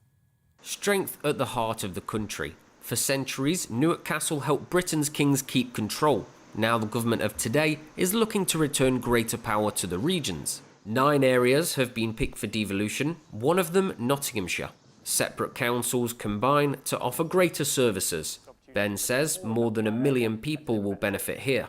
Being able to make local decisions and rather than being given really tightly ring-fenced national things for specific pots that don't necessarily fit with our local priorities, that if we can pull that funding and decide how it's spent on a local level, we can make better decisions and more strategic decisions about how it's used. It's all part of the aim to level up and erase inequality in England, outlined in the latest plans. Devolution isn't anything new. For 20 years, Scotland, Wales and Northern Ireland have enjoyed it. It takes decision-making powers out of Westminster, giving them to local leaders, so they can make choices on things like education, health and transport. The same has happened in Greater Manchester and the West Midlands, where elected mayors rule their region. Devolution is tried and tested in Britain, and when learning about it, people living here do seem to like the idea of having more powers locally, and there's a strong case that can be made for Nottinghamshire. Like many market towns, some in Newark feel forgotten by elites 100 miles away. The things that matter to people up here are the jobs, security and the health service, I think, and transport. They're the main ones. On the whole, I think it's a great thing. I think it puts power back where you need it, which is locally, and you know what you want in your own area. Newark's a lovely town, but we have issues and problems and they need addressing, and if it's left to a central body to do that, do they really understand? Probably not. The government's plan spans the decade. The East Midlands Chamber wants to see results far sooner than its end. 10 years feels like a long time, well after the next general election, and of course none of us know what the outcome of that could be. So really what we would want to see here in the East Midlands is an acceleration of those investment intentions. Labour's criticising the government's plan as not ambitious enough and a simple reshuffling of old funds. The true extent of any success won't be seen until far in the future, when the actions of today are crumbling from memory. Will Hollis for GB News in the East Midlands. Shortly, the perfect penny. We'll explain why you might be interested in buying a stake in this one. Do you even remember Penny? A penny, yeah. No, not a decimal penny. Oh. A pound, shillings and pence No, penny. of course I don't. What do you mean, of course you don't? I'm not that old. When were you born? 82. Oh, there were no pennies then. No, you're quite right. Do I look really old or something? They were all gone by 1970, 71 or something. 82. Yeah. It's funny, you look much older. Oh, fuck. Anyway. Sorry. Stop myself. Very Stop myself. sorry. We're this very is what sorry. happens when you work with Eamonn. Oh, my fault. I get pushed to the I edge. would turn that to my fault. 18 my fault. minutes past 9. I think we'll take a little break and we'll be back after this with a bar of soap washing Isabel's mouth out. Very sorry.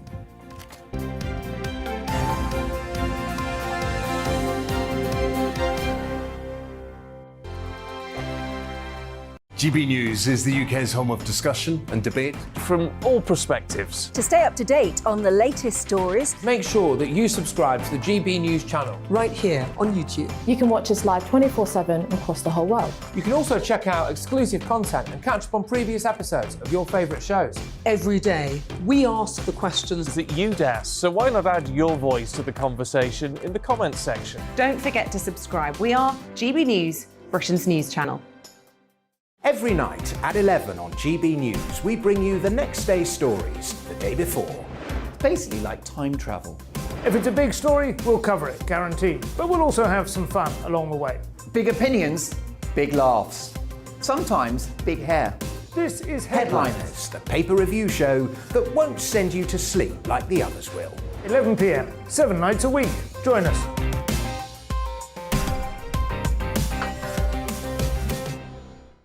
Hello there, I'm Eamonn Holmes. And I'm Isabel Webster.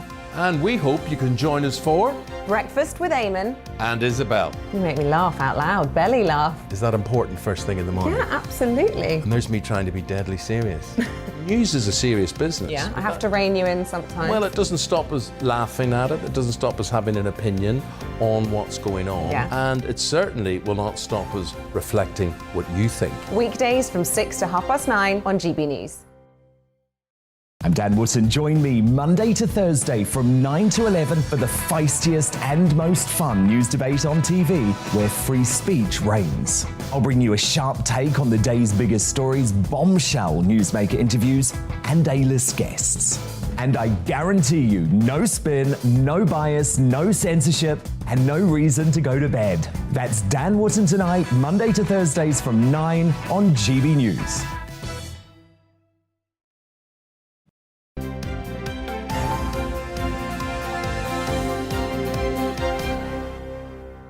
Very welcome back. It's 9:20. This is Breakfast on GB News with Eamonn and Isabel. We are talking about a very rare coin, in fact, a penny, as you're pointing out to me, marking King Edward VIII's brief reign. It's going to enter this thing called a fractional ownership, meaning people can buy a stake in it for £50. Let's bring in collectibles platform Showpiece expert Dan Carter, who joins us in the studio to tell us. So why would you pay £50 for a penny? Well, this particular penny is extremely rare.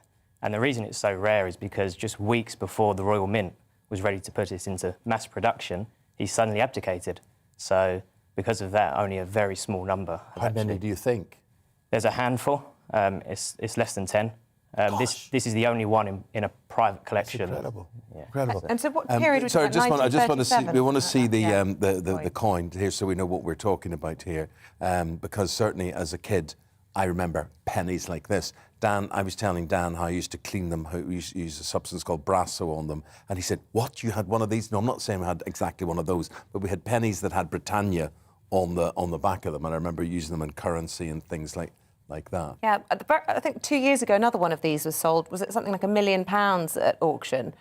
Was it a similar? It wasn't a 1 penny, but Okay. it was from the same These set. can reach huge value. So this is why, not just because of the monetary value, but I suppose the interesting story. We're talking about the Queen's uncle. That's right, and the story is fascinating. There's actually a royal tradition that goes back centuries to Charles II, where every king or queen looked in an alternate direction to their predecessor. Really? And Right. Edward VI's father, King George V, looked to his right, so Edward was supposed to look to the left in his portrait, and he didn't like that side of his face. Yes. And he preferred the parting on the other side of his face, so he told the Royal Mint, I'm going to look the other way. And that caused a bit of a kerfuffle at the Royal Mint. They were quite traditional. and but they had to do as he pleased. But that made him more collectible, did it? Yeah. As a result, that's incredible. Yeah, it is. So, what joy? So you've got 1 penny. How many investors can you have in that penny? So we're splitting the penny into 4,000 pieces. At most, an individual collector can own 10% of those, so 400.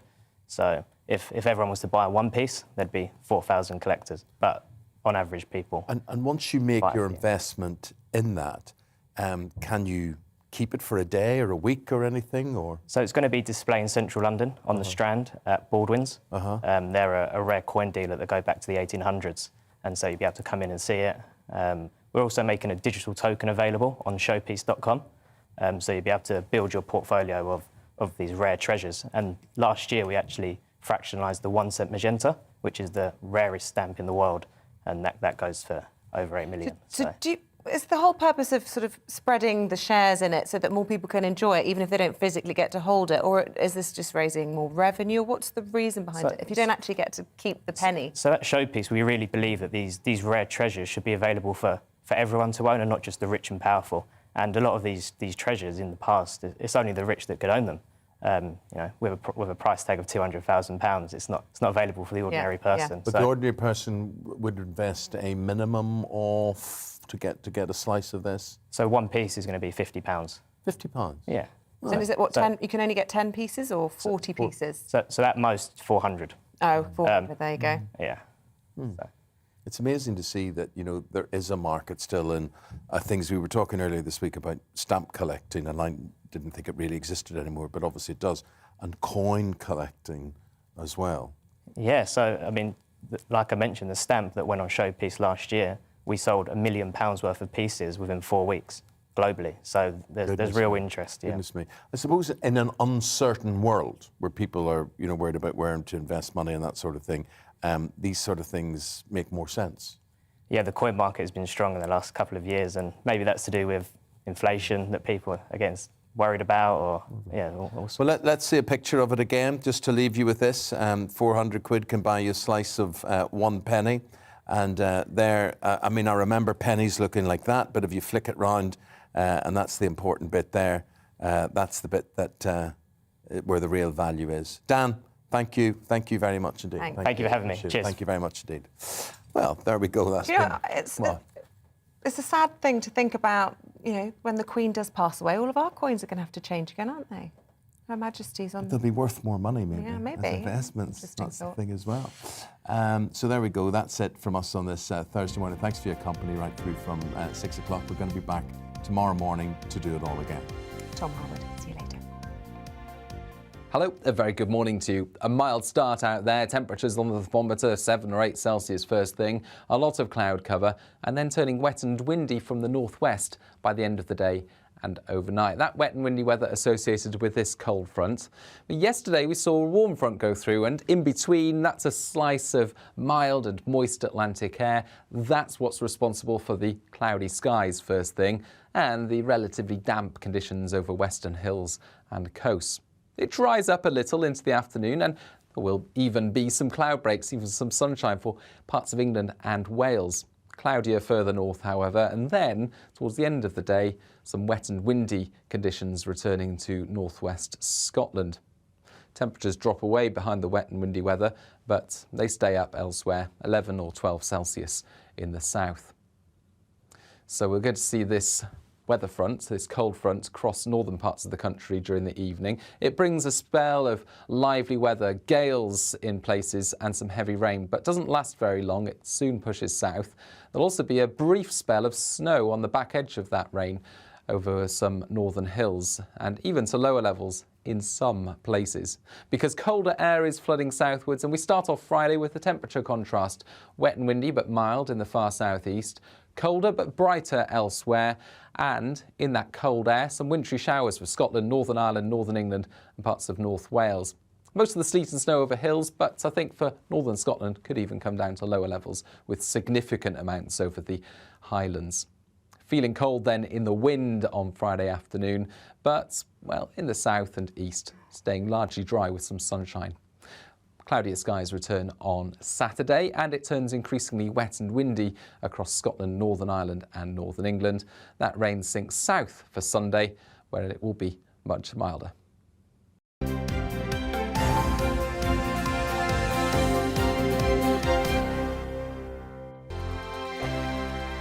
GB News is the UK's home of discussion and debate from all perspectives. To stay up to date on the latest stories, make sure that you subscribe to the GB News channel right here on YouTube. You can watch us live 24/7 across the whole world. You can also check out exclusive content and catch up on previous episodes of your favourite shows. Every day, we ask the questions that you'd ask, so why not add your voice to the conversation in the comments section? Don't forget to subscribe. We are GB News, Britain's news channel. Every night at 11 on GB News, we bring you the next day's stories the day before. It's basically like time travel. If it's a big story, we'll cover it, guaranteed. But we'll also have some fun along the way. Big opinions, big laughs. Sometimes big hair. This is Headliners, the paper review show that won't send you to sleep like the others will. 11 p.m, 7 nights a week. Join us.